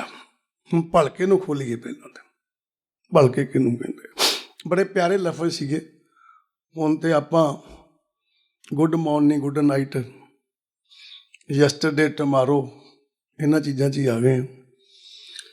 ਉਹਨਾਂ ਸਮਿਆਂ ਦੇ ਵਿੱਚ ਬੜੇ ਪਿਆਰ ਵਾਲੇ ਲਫ਼ਜ਼ ਹੁੰਦੇ ਸਨ। ਜੇ ਕਿਸੇ ਦੇ ਘਰ ਸ਼ਾਮਾਂ ਨੂੰ ਜਾਣਾ, ਅੱਜ ਆਪਾਂ ਕਹਿੰਦੇ ਈਵਨਿੰਗ ਟੀ, ਉਦੋਂ ਕਿਸੇ ਦੇ ਘਰ ਜਾਈਦਾ ਤਾਂ ਕੀ ਕਹਿੰਦਾ ਹੁੰਦਾ ਸੀ? ਲੌਡਾ ਵੇਲਾ ਆ ਗਿਆ, ਕਿ ਲੌਡਾ ਵੇਲਾ ਛਕ ਲਈਏ, ਕਹਿੰਦਾ ਆਪਾਂ ਚਾਹ ਪਾਣੀ ਪੀ ਲਈਏ। ਠੀਕ ਹੈ ਬਾਈ। ਹੁਣ ਇੱਥੇ ਧਿਆਨ ਦੇਣਾ, ਭਲਕੇ, ਭਲਕੇ ਦਾ ਭਾਵ ਕੀ ਹੁੰਦਾ ਹੈ? ਅਗਲਾ ਦਿਨ, ਅਗਲਾ ਦਿਨ। ਹੁਣ ਕਿਹੜਾ ਦਿਨ? ਭਲਕੇ ਭੌਂਕੇ, ਭਲਕੇ ਭੌਂਕੇ। ਗੁਰੂ ਨਾਨਕ ਪਾਤਸ਼ਾਹ ਕਹਿੰਦੇ ਜਿਹੜਾ ਮੇਰਾ ਅਗਲਾ ਦਿਨ ਆਉਂਦਾ ਹੈ, ਅਗਲਾ ਸਵਾਸ ਮੇਰੇ ਅੰਦਰ ਆਉਂਦਾ ਏ ਤੇ ਕੁੱਤੇ ਕੁੱਤੀਆਂ ਭੌਂਕਣ ਲੱਗ ਪੈਂਦੇ ਸਦਾ ਬਿਆਲ। ਕਹਿੰਦੇ ਮੇਰੇ ਅੰਦਰ ਸਵੇਰ ਹੋਣ ਲੱਗਦੀ ਹੈ, ਕਹਿੰਦਾ ਭਾਵ ਗੁਰੂ ਦੇ ਸ਼ਬਦ ਦਾ ਸਵੇਰਾ ਚਾਨਣ ਹੋਣ ਲੱਗਦਾ ਏ। ਭਲਕੇ ਅਗਲੇ ਸਵਾਸ 'ਚ ਪਹਿਲਾਂ ਹੀ ਭੌਂਕਣ ਲੱਗ ਪੈਂਦੇ ਆ, ਪਹਿਲਾਂ ਹੀ ਭੌਂਕਣ ਲੱਗ ਪੈਂਦੇ ਆ। ਗੱਲ ਸੱਚ ਜੇ। ਕਹਿੰਦੇ ਫਿਰ ਕਹਿੰਦੇ ਹੋਣਾ ਕੀ? ਵਿਚਾਰ ਕਰਨਾ। ਕਹਿੰਦੇ ਕੂੜ ਛੁਰਾ ਮੁੱਠਾ ਮੁਰਦਾਰ, ਧਾਨਕ ਰੂਪ ਰਹਾ ਕਰਤਾਰ। ਧਾਨਕ ਕਿਹਨੂੰ ਕਹਿੰਦੇ ਨੇ? ਧਾਨਕ ਕਹਿੰਦੇ ਸਾਸੀ ਨੂੰ। ਪਿੰਡਾਂ 'ਚ ਸਾਸੀ ਨਹੀਂ ਹੁੰਦੇ? ਜਿਹੜੇ ਸਾਸੀ ਹੁੰਦੇ ਨੇ, ਸਾਸੀਆਂ ਦੇ ਕੋਲ ਕਦੀ ਵੇਖਿਓ, ਉਹਨਾਂ ਦੇ ਕੋਲ ਸ਼ਿਕਾਰੀ ਕੁੱਤੇ ਕੁੱਤੀਆਂ ਰੱਖੇ ਹੁੰਦੇ। ਉਹ ਸ਼ਿਕਾਰ ਖੇਡਣ ਜਾਂਦੇ ਆ, ਉਹਨਾਂ ਦਾ ਸੁਭਾਅ ਆ। ਉਹ ਸ਼ਿਕਾਰੇ ਕੁੱਤੇ ਕੁੱਤੀਆਂ ਲੈ ਕੇ ਜਾਂਦੇ ਆ ਬਾਹਰ ਖੇਤਾਂ 'ਚ, ਸ਼ਿਕਾਰ ਖੇਡ ਕੇ ਆਉਂਦੇ ਆ। ਕਹਿੰਦੇ ਫਿਰ ਕੀ ਕਰਦੇ? ਜਦੋਂ ਸ਼ਿਕਾਰ ਨੂੰ ਕੋਈ ਸ਼ਿਕਾਰੀ ਵੇਖ ਲੈਂਦੇ, ਖਰਗੋਸ਼ ਵੇਖ ਲੈਂਦੇ, ਕੋਈ ਚੀਜ਼ ਵੇਖ ਲੈਂਦੇ, ਕੁੱਤੇ ਕੁੱਤੀ ਨੂੰ ਭਜਾ ਦਿੰਦੇ, ਉਹ ਫੜ ਕੇ ਨਾ ਆਪਣੇ ਮਾਲਕ ਕੋਲ ਲੈ ਆਉਂਦੇ ਆ। ਜਦ ਕਿ ਉਹਨਾਂ ਦਾ ਫਰਜ਼ ਬਣਦਾ ਉਹ ਖੁਦ ਵੀ ਖਾ ਸਕਦੇ ਆ, ਪਰ ਕਦੀ ਵੇਖਿਓ ਉਹਨਾਂ ਦੇ ਕੁੱਤੇ ਬੜੇ ਟ੍ਰੇਨ ਹੁੰਦੇ, ਉਹ ਖਰਗੋਸ਼ ਫੜ ਕੇ ਤਾਂ ਆਪਣੇ ਮਾਲਕ ਨੂੰ ਲਿਆ ਕੇ ਦੇ ਦਿੰਦੇ। ਤੇ ਗੁਰੂ ਨਾਨਕ ਪਾਤਸ਼ਾਹ ਕਹਿੰਦੇ ਕੁੱਤੇ ਕੁੱਤੀਆਂ ਸਾਡੇ ਵੀ ਬੜੇ ਟ੍ਰੇਨਡ ਆ। ਕੁੱਤੇ ਕੁੱਤੀਆਂ ਸਾਡੇ ਵੀ ਬੜੇ ਟ੍ਰੇਨਡ ਆ। ਉਹ ਕਿੱਦਾਂ? ਉਹ ਕਹਿੰਦੇ ਅਸੀਂ ਇਹਨਾਂ ਨੂੰ ਭਜਾਉਂਦੇ ਹਾਂ, ਲੋਭ ਨੂੰ ਆਸਾ ਤੇ ਤ੍ਰਿਸ਼ਨਾ ਨੂੰ ਘਰੋਂ ਭਜਾਉਂਦੇ ਆ। ਕਹਿੰਦੇ ਧਿਆਨ ਦੇਈ, ਕੂੜ ਛੁਰਾ, ਜਿਹੜਾ ਸਾਂਸੀ ਹੁੰਦਾ ਉਹਦੇ ਹੱਥ 'ਚ ਛੁਰਾ ਵੀ ਫੜਿਆ ਹੁੰਦਾ, ਕਿਉਂਕਿ ਜਦੋਂ ਸ਼ਿਕਾਰ ਫੜਿਆ ਨਾ ਉਹਨੂੰ ਕੱਟਣਾ ਵੀ ਤਾਂ ਹੈ। ਕਹਿੰਦੇ ਮੇਰੇ ਨਾ ਕੋਲ ਝੂਠ ਇੱਕ ਛੁਰਾ ਆ, ਤੇ ਮੁੱਠਾ ਕੀ ਹੈ? ਮਾਇਆ ਦੇ ਵਿੱਚ ਠੱਗਿਆ ਹੋਇਆ ਮੇਰੀ ਮਨ ਬਿਰਤੀ। ਮੁਰਦਾਰ ਕੀ ਹੈ? ਕਿ ਦੂਜੇ ਦਾ ਹੱਕ ਖਾ ਲੈਣਾ, ਉਹਨੂੰ ਮੁਰਦਾਰ ਕਹਿੰਦੇ। ਗੁਰੂ ਨਾਨਕ ਪਾਤਸ਼ਾਹ ਕਹਿਣ ਲੱਗੇ ਉਹ ਸ਼ਿਕਾਰ ਤੇ ਕੁੱਤਿਆਂ ਦਾ ਸੀ, ਕੁੱਤਿਆਂ ਨੇ ਫੜਿਆ, ਕੁੱਤੇ ਵੀ ਤੇ ਸ਼ਿਕਾਰ ਖਾਂਦੇ ਹੀ ਹੈ, ਖਰਗੋਸ਼ ਖਾ ਜਾਂਦੇ। ਕਹਿੰਦੇ ਪਰ ਟ੍ਰੇਨ ਇੰਨੇ ਕੁ ਸੀਗੇ ਵੀ ਸ਼ਿਕਾਰ ਫੜਿਆ ਕੁੱਤਿਆਂ ਨੇ ਤੇ ਲਿਆ ਕੇ ਫੜਾਤਾ ਮਾਲਕ ਨੂੰ ਵੀ ਤੂੰ ਖਾ। ਉਹ ਕਹਿੰਦੇ ਇਹ ਤ੍ਰਿਸ਼ਨਾ, ਆਸਾ ਤੇ ਲੋਭ, ਇਹ ਸ਼ਿਕਾਰੀ ਨੇ, ਇਹ ਕਹਿੰਦੇ ਜੋ ਵੀ ਚੀਜ਼ ਬਾਹਰੋਂ ਫੜ ਕੇ ਲਿਆਉਂਦੇ ਆ, ਲਿਆ ਕੇ ਮਨ ਨੂੰ ਫੜਾ ਦਿੰਦੇ ਆ, ਤੂੰ ਖਾ ਲਾ, ਤੂੰ ਖਾ ਲਾ। ਕਹਿੰਦਾ ਜੇ ਮੇਰਾ ਰੂਪ ਸਾਸੀ ਵਾਲਾ, ਮੈਂ ਤੇ ਆਪ ਮੇਰਾ ਮਨ ਸਾਸੀ ਬਣਿਆ ਫਿਰਦਾ ਵੀ ਇਹਨੇ ਲੋਭ ਕੁੱਤਾ, ਆਸਾ ਤੇ ਤ੍ਰਿਸ਼ਨਾ, ਦੋ ਕੁੱਤੀਆਂ ਰੱਖੀਆਂ, ਸ਼ਿਕਾਰ ਖੇਡਦਾ ਫਿਰਦਾ। ਕਹਿੰਦਾ ਕਰੀਏ ਕੀ? ਉਹ ਕੁੱਤੇ ਕੁੱਤੀਆਂ ਨੇ ਜਦੋਂ ਸ਼ਿਕਾਰ ਫੜਦੀਆਂ ਨੇ ਉਹ ਆਪ ਤੇ ਖਾਂਦੀਆਂ ਨਹੀਂ, ਲਿਆ ਕੇ ਮਨ ਨੂੰ ਦੇ ਦਿੰਦੀਆਂ ਨੇ। ਕਹਿੰਦਾ ਫਿਰ ਆਪਣਾ ਹੱਕ ਨਹੀਂ, ਇਹ ਉਹਨਾਂ ਦਾ ਹੱਕ ਆਪ ਖਾ ਜਾਂਦਾ ਏ। ਕਹਿੰਦਾ ਭਾਵ ਲੋਭ, ਤ੍ਰਿਸ਼ਨਾ ਤੇ ਆਸਾ ਨੂੰ ਛੱਡਣਾ ਚਾਹੁੰਦਾ ਹੈ ਵੀ ਇਹਨਾਂ ਕੁੱਤੇ ਕੁੱਤੀਆਂ ਨੂੰ ਬਾਹਰ ਕੱਢ ਦਈਏ, ਪਰ ਜਦੋਂ ਇਹ ਸ਼ਿਕਾਰ ਖੇਡਦੀਆਂ ਨੇ ਤੇ ਲਿਆ ਕੇ ਇਹਨੂੰ ਫੜਾ ਦਿੰਦੀਆਂ, ਖਾਣ ਲੱਗ ਪੈਂਦਾ। ਕਹਿੰਦਾ ਭਾਵ ਲੋਭ ਦੇ ਅੰਦਰ ਜਿਹੜੀਆਂ ਵਾਸ਼ਨਾ ਪੈਦਾ ਹੁੰਦੀਆਂ ਆਸਾ ਤ੍ਰਿਸ਼ਨਾ ਦੇ ਨਾਲ, ਮਨ ਉਹਨਾਂ ਨਾਲ ਜੁੜ ਜਾਂਦਾ ਹੈ, ਉਹਨਾਂ ਨਾਲ ਜੁੜ ਜਾਂਦਾ। ਕਰੀਏ ਤੇ ਕਰੀਏ ਕੀ? ਕਹਿੰਦੇ ਸੋ ਧਿਆਨ ਦੇਣਾ ਹੁਣ ਇੱਥੇ ਜਰਾ। ਗੁਰੂ ਸਾਹਿਬਾਨ ਸਮਝਾਉਂਦੇ ਪਏ ਆਪ ਜੀ ਨੂੰ, ਕੀ ਕਹਿਣ ਲੱਗੇ? ਕਹਿੰਦੇ ਜਿਨੀ ਐਸਾ ਹਰ ਨਾਮ ਨਾ ਚੇਤਿਓ, ਸੇ ਕਾਹੇ ਜਗ ਆਏ ਰਾਮ ਰਾਜੇ। ਦੱਸੋ ਗੁਰੂ ਸਾਹਿਬਾਨ ਕਹਿੰਦੇ ਜਿਨੀ ਐਸਾ ਹਰ ਨਾਮ ਨਾ ਚੇਤਿਓ, ਸੇ ਕਾਹੇ ਜਗ ਆਏ ਰਾਮ ਰਾਜੇ। ਕਹਿੰਦੇ ਜਿਨ੍ਹਾਂ ਨੇ ਇਸ ਜਨਮ ਦੇ ਅੰਦਰ ਉਸ ਪਰਮਾਤਮਾ ਦਾ ਨਾਮ ਆਪਣੇ ਚਿੱਤ 'ਚ ਰੱਖਿਆ ਹੀ ਨਹੀਂ, ਆਪਣੇ ਧਿਆਨ 'ਚ ਰੱਖਿਆ ਹੀ ਨਹੀਂ। ਚੇਤਿਓ ਦਾ ਭਾਵ ਚੇਤੇ ਕਰਨਾ, ਧਿਆਨ 'ਚ ਰੱਖਣਾ। ਕਹਿੰਦੇ ਮੈਂ ਤੇ ਹੈਰਾਨ ਉਹ ਸੰਸਾਰ 'ਚ ਲੈਣ ਕੀ ਆਏ ਆ। ਇਹਦਾ ਮਤਲਬ ਉਹਨਾਂ ਦਾ ਜਨਮ ਵਿਅਰਥ, ਬੇਕਾਰ। ਫਿਰ ਕੀ ਕਹਿਣ ਲੱਗੇ? ਗੁਰੂ ਸਾਹਿਬਾਨ ਅੱਗੇ ਸਮਝਾਉਣ ਲੱਗੇ, ਕਹਿੰਦੇ ਇਹ ਮਾਨਸ ਜਨਮ ਦੁਲੱਭ ਹੈ, ਨਾਮ ਬਿਨਾ ਬਿਰਥਾ ਸਭ ਜਾਏ। ਕਹਿੰਦੇ ਮਨੁੱਖਾ ਜਨਮ ਜਿਹੜਾ ਹੈ ਦੁਲੰਭ ਹੈ, ਅਮੋਲਕ ਹੈ, ਇਹਦੀ ਕੀਮਤ ਕੋਈ ਨਹੀਂ ਅਦਾ ਕਰ ਸਕਦਾ। ਇਹ ਅਮੋਲਕ ਹੈ, ਐਡਾ ਕੁ ਅਮੋਲਕ ਹੈ ਜਿਹਦਾ ਅੰਤ ਕੋਈ ਨਹੀਂ, ਇਹਦੀ ਕੋਈ ਕੀਮਤ ਅਦਾ ਨਹੀਂ ਕਰ ਸਕਦਾ। ਪਰ ਗੁਰੂ ਸਾਹਿਬਾਨ ਦੱਸਣ ਲੱਗੇ, ਕਹਿਣ ਲੱਗੇ ਭਾਈ ਜਿਹੜੇ ਨਾਮ ਸਿਮਰਨ ਨਹੀਂ ਕਰਦੇ ਉਹਨਾਂ ਦਾ ਜੀਵਨ ਜਿਹੜਾ ਹੈ ਵਿਅਰਥ ਜਾਂਦਾ ਹੈ, ਆਵਾਗੋ ਨਹੀਂ ਜਾਂਦਾ। ਹੁਣ ਤੁਸੀਂ ਹਿਸਾਬ ਲਾਓ, ਤੁਸੀਂ ਘਰ 'ਚ ਅੰਬ ਲਿਆਉਂਦੇ ਹੋ, ਘਰ 'ਚ ਅੰਬ ਲਿਆਉਂਦੇ ਹੋ, ਬੜੇ ਤਰਲੇ ਲੈਣ ਡਏ ਸੀ ਕਿ ਮੈਨੂੰ ਅੰਬ ਬੜੇ ਪਸੰਦ ਹੈਗਾ, ਅੰਬ ਬੜੇ ਪਸੰਦ, ਲੱਭਦੇ ਹੀ ਨਹੀਂ, ਲੱਭਦੇ ਹੀ ਨਹੀਂ, ਸੀਜ਼ਨ ਨਹੀਂ ਲੱਗਦਾ, ਲੰਘ ਗਿਆ। ਇੱਕ ਦਿਨ ਕਿਤੇ ਕੋਈ ਰੇਹੜੀ ਲੱਗੀ ਤੇ ਦੇਖਿਆ ਅੰਬ ਤੇ ਨਿਗਾਹ ਪੈ ਗਈ, ਫਟਾਫਟ ਗੱਡੀ ਰੋਕੀ, ਅੰਬ ਲੈ ਕੇ ਆ 4 ਕਿਲੋ। ਯਾਰ ਮੈਂ ਅੰਬ ਜ਼ਰੂਰ ਲੈਣੇ ਨੇ। ਅੰਬ ਲਿਆ, ਘਰ ਲਿਆ ਕੇ ਫਰਿੱਜ 'ਚ ਲਾ ਕੇ ਰੱਖ ਦਿੱਤੇ। ਅੰਬ ਖਾਣੇ ਬੜਾ ਤੜਫਣ ਡਿਆ ਸੀ। 5, 6, 10 ਦਿਨ ਹੋ ਗਏ। 10 ਦਿਨਾਂ ਬਾਅਦ ਯਾਦ ਆਇਆ, ਯਾਰ ਮੈਂ ਤੇ ਅੰਬ ਲੈ ਕੇ ਆਇਆ ਸੀ, ਮੈਨੂੰ ਤੇ ਸਵਾਦ ਬੜੇ। ਦੇਖੋ ਅੰਬ ਵੇ ਖਰਾਬ ਹੋ ਗਏ, ਬੋ ਮਾਰ ਲੱਗ ਪਏ, ਗਲ ਗਏ। ਮਾਂ ਕਹਿੰਦੀ ਪੁੱਤਰਾ ਬੜਾ ਤੜਫਣ ਡਿਆ ਸੀ, ਮੈਨੂੰ ਅੰਬ ਬੜੇ ਪਸੰਦ ਨੇ, ਮੈਨੂੰ ਬੜੇ ਪਸੰਦ ਨੇ, ਕੀ ਫਾਇਦਾ ਇੰਨੇ ਪੈਸੇ ਖਰਚਣ ਦਾ ਜੇ ਤੂੰ ਖਾਣੇ ਨਹੀਂ, ਸਾਰੇ ਬਰਬਾਦ ਹੋ ਗਏ। ਤੇ ਗੁਰੂ ਸਾਹਿਬਾਨ ਕਹਿੰਦੇ ਹਰ ਜਨਮ ਤਰਲੇ ਲੈਂਦਾ ਸੀ, ਕਰਮਹੀਨ ਧਨ ਕਰੇ ਬੇਨੰਤੀ ਕਦ ਨਾਨਕ। ਆਵੇ ਵਾਰੀ ਤਰਲੇ ਲੈਂਦਾ ਸੀ, ਆ ਹੁਣ ਮਨੁੱਖਾ ਜਨਮ ਮਿਲਿਆ ਤੇ ਭੁੱਲ ਗਏ ਵੀ ਜਨਮ ਮਿਲਿਆ ਕਦ ਲਈ। ਕਹਿੰਦੇ ਫਿਰ ਵਿਅਰਥ ਹੀ ਜਾਣਾ, ਵਿਅਰਥ ਹੀ ਜਾਣਾ। ਫਿਰ ਗੁਰੂ ਸਾਹਿਬਾਨ ਕਹਿਣ ਲੱਗੇ, ਕਹਿੰਦੇ ਹੁਣ ਵੱਤੇ ਹਰ ਨਾਮ ਨਾ ਬੀਜਿਓ, ਅੱਗੇ ਭੁੱਖਾ ਕਿਆ ਖਾਏ। ਹੁਣ ਵੱਤੇ, ਪਹਿਲੀ ਵੱਤਰ ਸੀ, ਸਮਾਂ ਸੀ ਬਿਜਾਈ ਕਰਨ ਦਾ, ਤੇ ਜ਼ਿਮੀਂਦਾਰ ਨੇ ਪਹਿਲੀ 'ਚ ਬੀਜਿਆ ਕੁਛ ਨਹੀਂ, ਹੈ ਨਾ। ਤੇ ਫਿਰ ਅੱਗੇ ਜਾ ਕੇ ਕੀ ਖਾਊਗਾ ਬਈ। ਕਹਿੰਦਾ ਭਾਵ ਅੱਜ ਪਹਿਲੀ ਵੱਤਰ ਸੀਗੀ, ਬੀਜਿਆ ਨਹੀਂ, ਤੇ ਜਦੋਂ ਸਮਾਂ ਆਉਣਾ ਘਰ ਦੀ ਭਈ ਕਣਕ ਮੁੱਕ ਜਾਣੀ ਫਿਰ ਕੀ ਖਾਊਗਾ। ਤੇ ਗੁਰੂ ਸਾਹਿਬਾਨ ਕਹਿੰਦੇ ਹੁਣ ਵੱਤਰ ਆ ਮਨੁੱਖਾ ਜੀਵਨ ਇੱਕ ਵੱਤਰ ਆ ਨਾਮ ਦੀ ਬਜਾਈ ਕਰਨ ਲਈ। ਹੁਣ ਵੱਤੇ ਹਰ ਨਾਮ ਨਾ ਬੀਜੀ। ਉਹ ਕਹਿੰਦਾ ਹੁਣ ਵੱਤਰ ਆ ਨਾਮ ਦੀ ਬਜਾਈ ਨਹੀਂ ਕੀਤੀ, ਅੱਗੇ ਭੁੱਖਾ ਕਿਆ ਖਾਏ। ਜਿੱਦਣ ਐ ਸਵਾਸ ਮੁੱਕ ਜਾਣਗੇ ਇਸ ਤੋਂ ਬਾਅਦ ਵਿੱਚ ਕੀ ਖਾਏਗਾ ਫਿਰ ਬਈ, ਕੀ ਖਾਏਗਾ? ਤੇਰੇ ਕੋਲ ਤਾਂ ਕੁਝ ਰਹਿਣਾ ਹੀ ਨਹੀਂ, ਤੇ ਖਾਲੀ ਭਾਂਡਾ। ਫਿਰ ਗੁਰੂ ਜੀ ਕਹਿਣ ਲੱਗੇ, ਕਹਿੰਦੇ ਮਨ ਮੁੱਖਾ ਨੋ ਫਿਰ ਜਨਮ ਹੈ ਨਾਨਕ ਹਰ ਹੋਏ।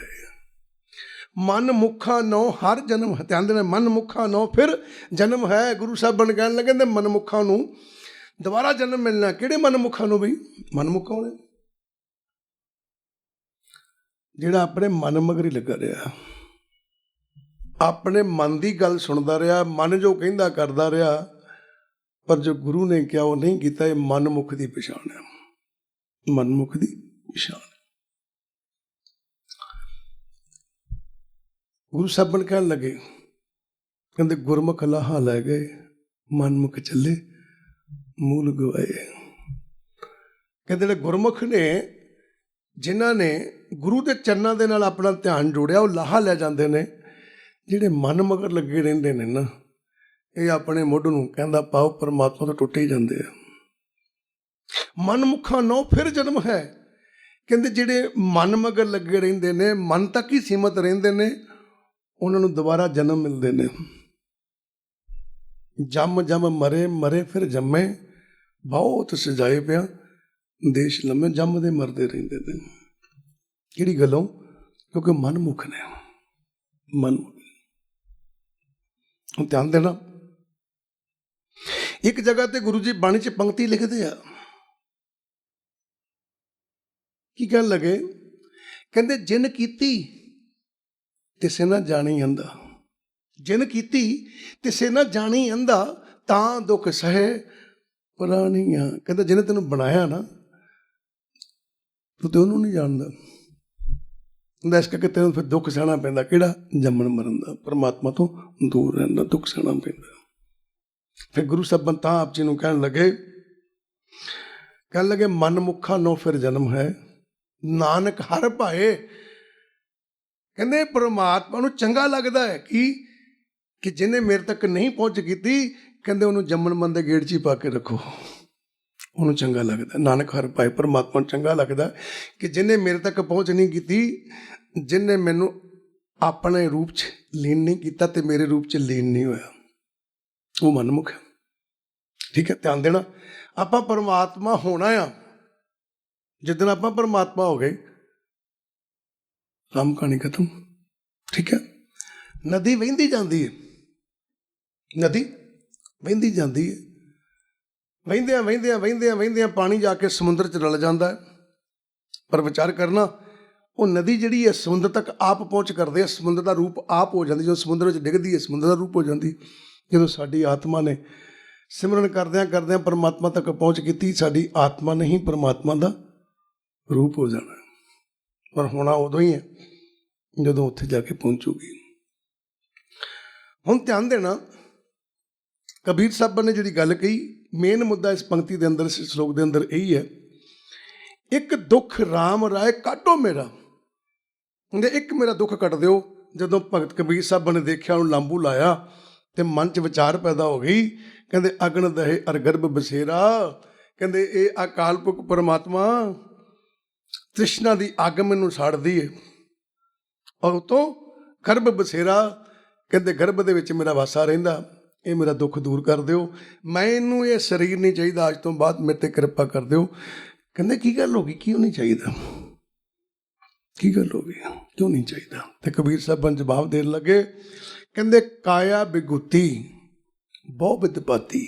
ਬਿਗੁਤੀ ਕਹਿੰਦੇ ਖੱਜਲ ਖੁਆਰ ਹੁੰਦੀ ਹੈ। ਕਾਇਆ ਭਾਵ ਸਰੀਰ। ਕਬੀਰ ਸਾਹਿਬ ਕਹਿੰਦੇ ਜਦੋਂ ਮਨ ਆਤਮਾ ਇਹਦੇ 'ਚੋਂ ਨਿਕਲ ਜਾਂਦੀ ਹੈ ਨਾ, ਉਸ ਤੋਂ ਬਾਅਦ 'ਚ ਇਸ ਸਰੀਰ ਦੀ ਬਹੁਤ ਖੱਜਲ ਖੁਆਰੀ ਹੁੰਦੀ ਹੈ, ਬਹੁਤ ਖੱਜਲ ਖੁਆਰੀ ਹੁੰਦੀ ਹੈ। ਕੋਈ ਨਹੀਂ ਪੁੱਛਦਾ ਇਹਨੂੰ ਕੀ ਗੱਲ ਹੋਈ। ਤੇ ਕਬੀਰ ਸਾਹਿਬ ਕੀ ਕਹਿਣ ਲੱਗੇ, ਕਹਿੰਦੇ ਕੋ ਜਾ ਰਹੇ ਕੋ ਗੱਡ ਲੈ ਮਾਟੀ। ਕਹਿੰਦਾ ਕੋਈ ਇਹਨੂੰ ਸਾੜਦਾ, ਕੋਈ ਇਹਨੂੰ ਮਿੱਟੀ 'ਚ ਗੱਡ ਦਿੰਦਾ। ਕਹਿੰਦਾ ਪਰਮਾਤਮਾ ਉਹ ਇਸ ਸਰੀਰ ਦਾ ਬੜਾ ਬੁਰਾ ਹਾਲ ਹੁੰਦਾ ਜੀ, ਕਿਰਪਾ ਕਰ ਮੈਨੂੰ ਇਹ ਸਰੀਰ ਚਾਹੀਦਾ ਨਹੀਂ, ਮੈਨੂੰ ਇੱਥੋਂ ਬਾਹਰ ਕੱਢ ਦੇ। ਇੱਕ ਲਾਂਬੂ ਲੱਗਦਾ ਵੇਖ ਕੇ ਕਬੀਰ ਸਾਬਣ ਕਿੱਥੇ ਪਹੁੰਚ ਗਿਆ। ਫਿਰ ਪਤਾ ਕੀ ਕਹਿੰਦੇ ਕਬੀਰ ਸਾਬਣ? ਕਬੀਰ ਸਾਬਣ ਕਹਿੰਦੇ ਪਰਮਾਤਮਾ ਕਿਰਪਾ ਕਰ ਦਿਓ, ਇਹ ਦੇਹੀ ਅਮੋਲਕ ਬੜੀ ਹੈ, ਮੈਂ ਮੰਨਦਾ ਚ ਗੁਣ ਬੜੇ ਨੇ, ਪਰ ਉਹ ਗੁਣ ਮੈਨੂੰ ਪ੍ਰਾਪਤ ਹੋ ਜਾਏ, ਉਸ ਤੋਂ ਬਾਅਦ ਚ ਦੇਹੀ ਨਹੀਂ ਚਾਹੀਦੀ। ਬੱਲੇ ਬੱਲੇ ਬੱਲੇ, ਗੁਣ ਪ੍ਰਾਪਤ ਹੋ ਜਾਏ। ਕਿਹੜਾ ਗੁਣ ਪ੍ਰਾਪਤ ਕਰਨਾ ਕਬੀਰ ਜੀ ਆਪ ਜੀ ਨੇ, ਕੀ ਲੈਣਾ ਜੇ? ਇੱਕ ਪਾਸੇ ਕਹਿੰਦੇ ਹੋ ਸਰੀਰ ਮਾੜਾ ਮੈਨੂੰ ਚਾਹੀਦਾ ਨਹੀਂ, ਇਹਦੀ ਦੁਰਦਸ਼ਾ ਬੜੀ ਹੁੰਦੀ ਹੈ, ਤੇ ਨਾਲੇ ਆਪੇ ਕਹਿ ਗਏ ਨਹੀਂ ਇਹ ਗੰਨੇ ਵਾਲਾ ਹਿਸਾਬ ਹੈ, ਜਿਵੇਂ ਗੰਨੇ 'ਚ ਰਸ ਹੈ ਉਹਨਾਂ ਚਿਰ ਹੀ ਮੁੱਲ ਹੈ, ਜਿੰਨਾ ਚਿਰ ਇਸ ਸਰੀਰ ਦੇ ਅੰਦਰ ਤੁਸੀਂ ਬੈਠੇ ਹੋ ਔਰ ਇਹਦੇ ਅੰਦਰ ਰਸ ਹੈ ਉਹਨਾਂ ਚਿਰ ਹੀ ਮੁੱਲ ਹੈ, ਜਿੱਦਣ ਤੁਸੀਂ ਨਿਕਲ ਗਏ ਉਹ ਰਸ ਖਤਮ ਹੋ ਗਿਆ ਤਾਂ ਕੋਈ ਮੁੱਲ ਨਹੀਂ ਹੈ। ਹੁਣ ਕਬੀਰ ਸਾਬਣ ਕਹਿੰਦੇ ਪਰਮਾਤਮਾ ਕਹੋ ਕਬੀਰ ਹਰ ਚਰਨ ਦਿਖਾਵੋ, ਪਾਛੇ ਤੇ ਜਮ ਕਿਉਂ ਨਾ ਪਠਾਵੋ। ਕਬੀਰ ਸਾਬਣ ਪਰਮਾਤਮਾ ਦੇ ਚਰਨਾਂ 'ਚ ਉੱਥੇ ਬੈਠੇ ਬੈਠੇ ਹਾੜਾ ਲੈ ਕੇ ਬੜਾ ਵੱਡਾ ਦੇ ਕਹੇ ਕਬੀਰ ਹਰ ਚਰਨ ਦਿਖਾਵੋ। ਕਹਿੰਦੇ ਪਰਮਾਤਮਾ ਕਿਰਪਾ ਕਰੋ, ਮੈਂ ਇਸ ਸਰੀਰ ਦੀ ਵਡਿਆਈ ਵੀ ਸਮਝਦਾ ਆ। ਕਿਹੜੀ ਵਡਿਆਈ ਸਮਝਦੇ ਹੋ ਕਬੀਰ ਸਾਬਣ? ਕਹਿੰਦੇ ਕਹੇ ਕਬੀਰ ਹਰ ਚਰਨ ਦਿਖਾਵੋ। ਚਰਨ ਕਿਹਨੂੰ ਕਹਿੰਦੇ? ਸ਼ਬਦ ਨੂੰ। ਠੀਕ ਆ। ਕਹਿੰਦੇ ਪਰਮਾਤਮਾ ਕਿਰਪਾ ਕਰ, ਹੁਣ ਆ ਜਿੱਦਾਂ ਇਸ ਸਰੀਰ ਨੂੰ ਅੱਗ ਲੱਗੀ ਹੈ ਨਾ, ਇਹਦੇ ਸਿਰ ਨੂੰ ਅੱਜ ਅੱਗ ਲਾਤੀ, ਸਾੜ ਦਿੱਤਾ ਇਹਨੂੰ। ਕਹਿੰਦੇ ਇਹ ਦਿਨ ਆਉਣ ਤੋਂ ਪਹਿਲਾਂ ਪਹਿਲਾਂ ਪਰਮਾਤਮਾ ਇਸੇ ਸਰੀਰ 'ਚੋਂ ਮੈਨੂੰ ਆਪਣੇ ਸ਼ਬਦ ਦੇ ਦਰਸ਼ਨ ਕਰਾ ਦੇ ਪਹਿਲਾਂ। ਦੇਖੋ ਮੰਗ ਮੰਗੀ, ਦੇਖੋ ਹਾੜਾ ਕੱਢਿਆ। ਕਹਾ ਕਬੀਰ ਹਰ ਚਰਨ ਦਿਖਾਵੋ। ਕਹਿੰਦੇ ਪਰਮਾਤਮਾ ਕਿਰਪਾ ਕਰ, ਇਹ ਸਰੀਰ ਹੀ ਹੈ, 84 ਲੱਖ ਜੂਨ ਦੇ ਅੰਦਰੋਂ ਹੈ ਤੇ ਸਾਰੇ ਸਰੀਰ ਹੀ। ਕਹਿੰਦੇ ਇੱਕ ਇਹ ਸਰੀਰ ਆ ਜਿਹਦੇ ਅੰਦਰੋਂ ਤੇਰੇ ਸ਼ਬਦ ਦੇ ਦਰਸ਼ਨ ਹੋ ਸਕਦੇ। ਕਹਿੰਦਾ ਪਰਮਾਤਮਾ ਸ਼ਬਦ ਰੂਪੀ ਹੈ। ਪਰਮਾਤਮਾ ਸ਼ਬਦ ਹੈ। ਸ਼ਬਦ ਕਿਹਨੂੰ ਕਹਿੰਦੇ? ਆਵਾਜ਼। ਪਰਮਾਤਮਾ ਇੱਕ ਆਵਾਜ਼ ਦੀ ਨਿਆਈ ਹੈ, ਆਵਾਜ਼ ਦੀ ਨਿਆਈ ਹੈ। ਕਹਿਣ ਲੱਗੇ ਅਕਾਲ ਪੁਰਖ ਪਰਮਾਤਮਾ ਕਿਰਪਾ ਕਰੋ, ਮੈਨੂੰ ਉਸ ਆਵਾਜ਼ ਦੇ, ਮੈਨੂੰ ਉਸ ਸ਼ਬਦ ਦੇ ਦਰਸ਼ਨ ਕਰਾ ਦਿਓ। ਕਹਿ ਕਬੀਰ ਹਰ ਚਰਨ ਦਿਖਾਵੋ। ਕਹਿੰਦੇ ਮੈਨੂੰ ਆਪਣੇ ਅੰਦਰੋਂ ਆਪਣੇ ਚਰਨ ਦਿਖਾ ਦਿਓ, ਆਪਣਾ ਸ਼ਬਦ ਦਿਖਾ ਦਿਓ। ਇਹਦਾ ਮਤਲਬ ਮੈਨੂੰ ਅਨਹਦ ਸ਼ਬਦ ਤੱਕ ਪਹੁੰਚਾ ਦਿਓ, ਜਿੱਥੇ ਜਾ ਕੇ ਮੁਕਤੀ ਹੁੰਦੀ ਹੈ। ਮੇਰੇ ਤੇ ਕਰੋ ਕਿਰਪਾ, ਦਿਓ ਮੈਨੂੰ ਦਾਤ, ਮੇਰੇ ਕੋਲ ਨਹੀਂ ਸਹਿਣ ਹੁੰਦਾ। ਬੇਸ਼ੱਕ ਮੈਂ ਮੰਨਦਾ ਕਿ ਮੈਂ ਅੱਜ ਭਾਵੁਕ ਹੋ ਗਿਆ ਵੀ ਇਹ ਸਰੀਰ ਸੜਦਾ ਦੇਖ ਕੇ। ਮੈਂ ਕਿਹਾ ਦੇਖੋ ਇਹੀ ਸਰੀਰ, ਅਸੀਂ ਮੂੰਹ 5 ਪਦਾਰਥ ਖਾਂਦਾ ਸੀ, ਅੱਜ ਉਸੇ ਮੂੰਹ ਨੂੰ ਅੱਗ ਲਾ ਦਿੱਤੀ ਹੈ। ਪਰ ਮੈਂ ਇਹ ਵੀ ਮੰਨਦਾ ਵੀ ਇਹ ਸਰੀਰ ਚਾਹੀਦਾ ਨਹੀਂ, ਮੈਨੂੰ ਇਸ ਸਰੀਰ ਤੋਂ ਬਾਹਰ ਕੱਢ ਦਿਓ, ਮੈਨੂੰ ਇਹ ਸਰੀਰ ਨਹੀਂ ਚਾਹੀਦਾ। ਪਰ ਮੈਂ ਇਹ ਵੀ ਮੰਨਦਾ ਹੈ ਕਿ ਸਰੀਰ ਖੁੱਸਣ ਤੋਂ ਪਹਿਲਾਂ ਪਹਿਲਾਂ ਮੈਨੂੰ ਆਪਣੇ ਦਰਸ਼ਨ ਜ਼ਰੂਰ ਕਰਾ ਦੇ। ਦੱਸੋ। ਫਿਰ ਅੱਗੇ ਜਾ ਕੇ ਹੋਰ ਬੜੀ ਵੱਡੀ ਗੱਲ ਕਹਿ ਗਏ। ਕਹਿੰਦੇ ਪਾਛੇ ਤੇ ਜੰਮ ਕਿਉਂ ਨਾ ਪਠਾਵੋ। ਕਹਿੰਦਾ ਜੇ ਮੈਨੂੰ ਪਰਮਾਤਮਾ ਤੇਰੇ ਇਸ ਸਰੀਰ 'ਚੋਂ ਦਰਸ਼ਨ ਹੋ ਜਾਣ, ਉਸ ਤੋਂ ਬਾਅਦ ਵਿੱਚ ਇਹ ਸਰੀਰ ਭਾਵੇਂ ਜਿੱਥੇ ਮਰਜ਼ੀ, ਭਾਵੇਂ ਜਮਦੂਤ ਹੀ ਲੈ ਕੇ ਜਾਣ ਇਹਨੂੰ, ਮੈਨੂੰ ਨਹੀਂ ਪਰਵਾਹ, ਪਰ ਮੈਨੂੰ ਇੱਕ ਵਾਰੀ ਆਪਣੇ ਦਰਸ਼ਨ ਕਰਵਾ ਦੇ, ਮੈਨੂੰ ਇੱਕ ਵਾਰੀ ਆਪਣੇ ਚਰਨਾਂ 'ਚ ਪਹੁੰਚਾ ਦੇ, ਮੈਨੂੰ ਇੱਕ ਵਾਰੀ ਆਪਣੇ ਉਸ ਸ਼ਬਦ ਦੇ ਤੱਕ ਪਹੁੰਚਾ ਦੇ। ਜੇ ਸ਼ਬਦ ਵਿੱਚ ਪਹੁੰਚਣ ਤੋਂ ਬਾਅਦ ਜੰਮਣ ਮਨ ਦਾ ਗੇੜਾ ਛੁੱਟ ਜਾਂਦਾ ਹੈ। ਪਰਮਾਤਮਾ ਮੇਰੇ 'ਤੇ ਕਿਰਪਾ ਕਰਦੇ, ਮੈਨੂੰ ਇੱਕ ਵਾਰੀ ਉੱਥੇ ਪਹੁੰਚਾ ਦੇ। ਪਰ ਗੁਰੂ ਰੂਪ ਪਿਆਰੀ ਸਾਧ ਸੰਗਤ ਜੀਓ, ਸਾਡੀ ਜਿਹੜੀ ਮਨ ਬਿਰਤੀ ਹੈ, ਵਿਚਾਰ ਕਰਨਾ ਜਰਾ। ਇੱਥੇ ਕਬੀਰ ਸਾਹਿਬ ਨੇ ਬੜੀ ਸੋਹਣੀ ਗੱਲ ਕਹੀ ਹੈ। ਕਬੀਰ ਸਾਹਿਬ ਕਹਿੰਦੇ ਜੱਗ ਵਾਲਿਓ, ਤੁਸੀਂ ਸ਼ਮਸ਼ਾਨ ਘਾਟ ਜਾਂਦੇ ਹੋ ਤੇ ਉਸ ਮੁਰਦੇ ਦਾ ਸੰਸਕਾਰ ਹੋ ਕੇ ਤੇ ਕਿਹੋ ਜਿਹੀਆਂ ਗੱਲਾਂ ਕਰਨ ਲੱਗ ਪੈਂਦੇ, ਸਲਾਹ ਹੀ ਪੈ ਜਾਂਦੇ ਹੋ। ਕੋਈ ਕਹਿੰਦਾ ਯਾਰ ਛੋਟੀ ਉਮਰ ਦਾ ਸੀ, ਅਜੇ ਪਰਿਵਾਰ ਪਿੱਛੇ ਰਹਿ ਗਿਆ, ਛੋਟੀ ਉਮਰ ਦਾ ਸੀ, ਕੱਟਿਆ ਕੀ ਕਮਾਇਆ ਕੀ ਤੇ ਮਰ ਗਿਆ। ਕੋਈ ਕਹਿੰਦਾ ਚੱਲ ਕੋਈ ਗੱਲ ਨਹੀਂ, ਉਮਰ ਹੰਢਾ ਕੇ ਗਿਆ, ਹੁਣ ਤੇ ਉਮਰ ਪੂਰੀ ਹੋ ਗਈ ਹੈ। ਕੋਈ ਗੱਲਾਂ ਕਰਦਾ ਕਹਿੰਦਾ ਜੀ ਇਹ ਸਾਰੀ ਉਮਰ ਭੁੱਖਾ ਹੀ ਮਰ ਗਿਆ ਵਿਚਾਰਾ। ਕੋਈ ਕਹਿੰਦਾ ਬੜਾ ਪੈਸਾ ਸੀ ਇਹਦੇ ਕੋਲ, ਇਹਨੂੰ ਕਾਹਦੀ ਕਮੀ ਹੈ, ਬੜਾ ਕੁਝ ਬਣਾ ਗਿਆ, ਪਿੱਛੇ ਛੱਡ ਗਿਆ ਸੰਸਾਰ ਲਈ। ਕਬੀਰ ਸਾਹਿਬਾਨ ਕਹਿੰਦੇ ਉਹ ਤੁਸੀਂ ਇਹਨਾਂ ਸਲਾਹਾਂ ਜੀ ਪੈ ਜਾਂਦੇ ਹੋ। ਉਹ ਕਦੀ ਉਸ ਸੜਦੇ ਮੁਰਦੇ ਨੂੰ ਵੇਖ ਕੇ ਤੇ ਕਦੀ ਇਹ ਵੀ ਸੋਚਿਆ ਕਰੋ ਵੀ ਇਹ ਸਮਾਂ ਸਾਡੇ 'ਤੇ ਵੀ ਆਉਣਾ ਹੈ। ਇਹ ਸਮਾਂ ਆਉਣ ਤੋਂ ਪਹਿਲਾਂ ਪਹਿਲਾਂ ਕਿਤੇ ਕਹੇ ਕਬੀਰ ਹਰ ਚਰਨ ਦਿਖਾਵੋ। ਇਹ ਪਰਮਾਤਮਾ ਆਹ ਸਮਾਂ ਆਉਣ ਤੋਂ ਪਹਿਲਾਂ ਪਹਿਲਾਂ ਆਪਣੇ ਚਰਨਾਂ ਤੱਕ ਪਹੁੰਚਾ ਲੈ, ਆਪਣੇ ਦਰਸ਼ਨ ਕਰਵਾ ਦੇ ਮੈਨੂੰ। ਕਿਤੇ ਇਹ ਨਾ ਹੋਵੇ ਕਿ ਮੈਂ ਤੇਰੇ ਤੋਂ ਜੁਦਾ ਪਹਿਲਾਂ ਸਾਂ ਤੇ ਮੈਂ ਕਿਤੇ ਜੁਦਾ ਦਾ ਜੁਦਾ ਹੀ ਰਹਿ ਜਾਵਾਂ। ਉਸ ਜੁਦਾਈ ਕਰਕੇ ਜਨਮ ਲੈਂਦੇ ਪੈਂਦੇ ਨੇ। ਜਿੱਦਣ ਅਸੀਂ ਪਰਮਾਤਮਾ 'ਚ ਰਲ ਕੇ ਰਾਮ ਕਬੀਰਾ ਏਕ ਭਏ ਹੈ ਕੋਈ ਨਾ ਸਕੇ ਪਛਾਣੀ, ਜਿੱਦਣ ਇੱਕ ਹੋ ਗਏ ਉਸ ਤੋਂ ਬਾਅਦ 'ਚ ਕੋਈ ਜਨਮ ਨਹੀਂ ਹੈ, ਕੋਈ ਜਨਮ ਨਹੀਂ ਹੈ। ਠੀਕ ਹੈ, ਇਹ ਉਹਨਾਂ ਚਿਰ ਜਨਮ ਆ ਜਿੰਨਾ ਚਿਰ ਸਾਡੀ ਮਨ ਬਿਰਤੀ ਉਸ ਪਰਮਾਤਮਾ ਤੋਂ ਲੀਨਤਾ ਤੋਂ ਵੱਖਰੀ ਹੈ। ਅੱਜ ਸਮਾਂ ਹੈ ਸਾਡੇ ਕੋਲ ਕਿ ਅਸੀਂ ਮਨੁੱਖ ਜਾਮੇ 'ਚ ਬੈਠੇ ਹਾਂ। ਉਹ ਗੁਰੂ ਪਿਆਰਿਓ, ਇਸ ਸਮੇਂ ਨੂੰ ਸੰਭਾਲ ਲਓ, ਕਿਤੇ ਇਹ ਨਾ ਹੋਵੇ ਇਹ ਸਮਾਂ ਵਿਅਰਥ ਹੀ ਚਲਿਆ ਜਾਏ, ਅਸੀਂ ਕਿਤੇ ਇੱਦਾਂ ਹੀ ਬੈਠੇ ਰਹੀਏ ਵੀ ਚੱਲ ਕੋਈ ਨਹੀਂ। ਆਪਾਂ ਲੋਕ ਸੋਚਦੇ ਸਾਰੇ ਇਹੀ ਹੈ, ਚੱਲ ਕੋਈ ਨਹੀਂ ਬਤੇਰੀ ਉਮਰ ਪਈ ਹੈ। ਗੁਰੂ ਪਿਆਰਿਓ, ਜਿਹੜਾ ਸਵਾਸ ਅੰਦਰ ਆ ਗਿਆ ਇਹਦੇ ਅਸੀਂ ਹੱਕਦਾਰ ਹਾਂ, ਜਿਹੜਾ ਸਵਾਸ ਅਜੇ ਆਇਆ ਹੀ ਨਹੀਂ ਉਹਦੇ ਅਸੀਂ ਹੱਕਦਾਰ ਨਹੀਂ ਹਾਂ, ਕਿਉਂਕਿ ਵਰਤਮਾਨ ਹੀ ਸਭ ਕੁਛ ਹੈ। ਵਰਤਮਾਨ ਜਿਹਨੂੰ ਵਰਤ ਕੇ ਮਾਨ ਪ੍ਰਾਪਤ ਕਰ ਸਕਦੇ ਹੋ, ਕਿਹੜਾ ਸਵਾਸ ਆ। ਠੀਕ ਹੈ ਵੀ ਅੱਜ ਆਪਾਂ ਕਹੀਏ ਅੱਜ ਬੜਾ ਵੱਡਾ ਹੈ, 24 ਘੰਟਿਆਂ ਦਾ ਅੱਜ ਆ, ਉਹ ਚਨਾ ਚੱਕਰ 'ਚ ਪੈ ਜਾਓ। ਅਸਲੀ ਅੱਜ ਇੱਕ ਸਵਾਸ ਆ, ਜਿਹੜਾ ਸਵਾਸ ਅੰਦਰ ਆਇਆ ਇਹ ਸਾਡਾ ਅੱਜ ਆ, ਜਿਹੜਾ ਅਜੇ ਆਇਆ ਹੀ ਨਹੀਂ ਸਾਨੂੰ ਕੀ ਪਤਾ ਹੋਣਾ ਕਿ ਨਹੀਂ ਹੋਣਾ, ਅਸੀਂ ਕਿਹੜਾ ਉਹਨੂੰ ਜਾਣਦੇ ਹਾਂ। ਠੀਕ ਹੈ, ਸੋ ਸਵਾਸ ਜਿਹੜਾ ਅੰਦਰ ਹੈ ਇਹ ਅੱਜ ਹੈ, ਜਿਹੜਾ ਸਵਾਸ ਸਾਡੇ ਅੰਦਰ ਹੈ ਇਹ ਸਾਡਾ ਜੀਵਨ ਹੈ, ਔਰ ਇਸੇ ਸਵਾਸ ਦੇ ਅੰਦਰ ਹੀ ਸਾਨੂੰ ਕਿਸੇ ਚੀਜ਼ ਦੀ ਪ੍ਰਾਪਤੀ ਹੋ ਸਕਦੀ ਹੈ। ਇਸੇ ਸਵਾਸ ਦੇ ਵਿੱਚ ਹੀ ਅਸੀਂ ਆ ਪੁਕਾਰ ਕਰ ਸਕਦੇ ਹਾਂ, ਕਹੇ ਕਬੀਰ ਹਰ ਚਰਨ ਦਿਖਾਵੋ। ਤੇ ਪਰਮਾਤਮਾ ਕਿ ਮੇਰੇ 'ਤੇ ਕਿਰਪਾ ਕਰ ਕਿ ਮੈਨੂੰ ਇਸ ਸਰੀਰ ਦੇ ਅੰਦਰ ਹੀ ਚਰਨ ਦਿਖਾ ਦੇ, ਆਪਣੇ ਕਹਿੰਦਾ ਪਾਵੋ ਸ਼ਬਦ ਤੱਕ ਪਹੁੰਚਾ ਦੇ, ਜਿੱਥੇ ਤੱਕ ਪਹੁੰਚਣ 'ਤੇ ਮੁਕਤੀ ਮਿਲਦੀ ਹੈ। ਸੋ ਗੁਰੂ ਪਿਆਰਿਓ, ਵਡਭਾਗੇ ਹੋ, ਕਰਮਾਂ ਵਾਲਿਓ, ਉਹ ਇੱਥੇ ਸਮਾਪਤੀ ਕਰਦੇ ਫਤਿਹ ਕੇ ਜਾਈਏ। ਵਾਹਿਗੁਰੂ ਜੀ ਕਾ ਖਾਲਸਾ, ਵਾਹਿਗੁਰੂ ਜੀ ਕੀ ਫਤਿਹ।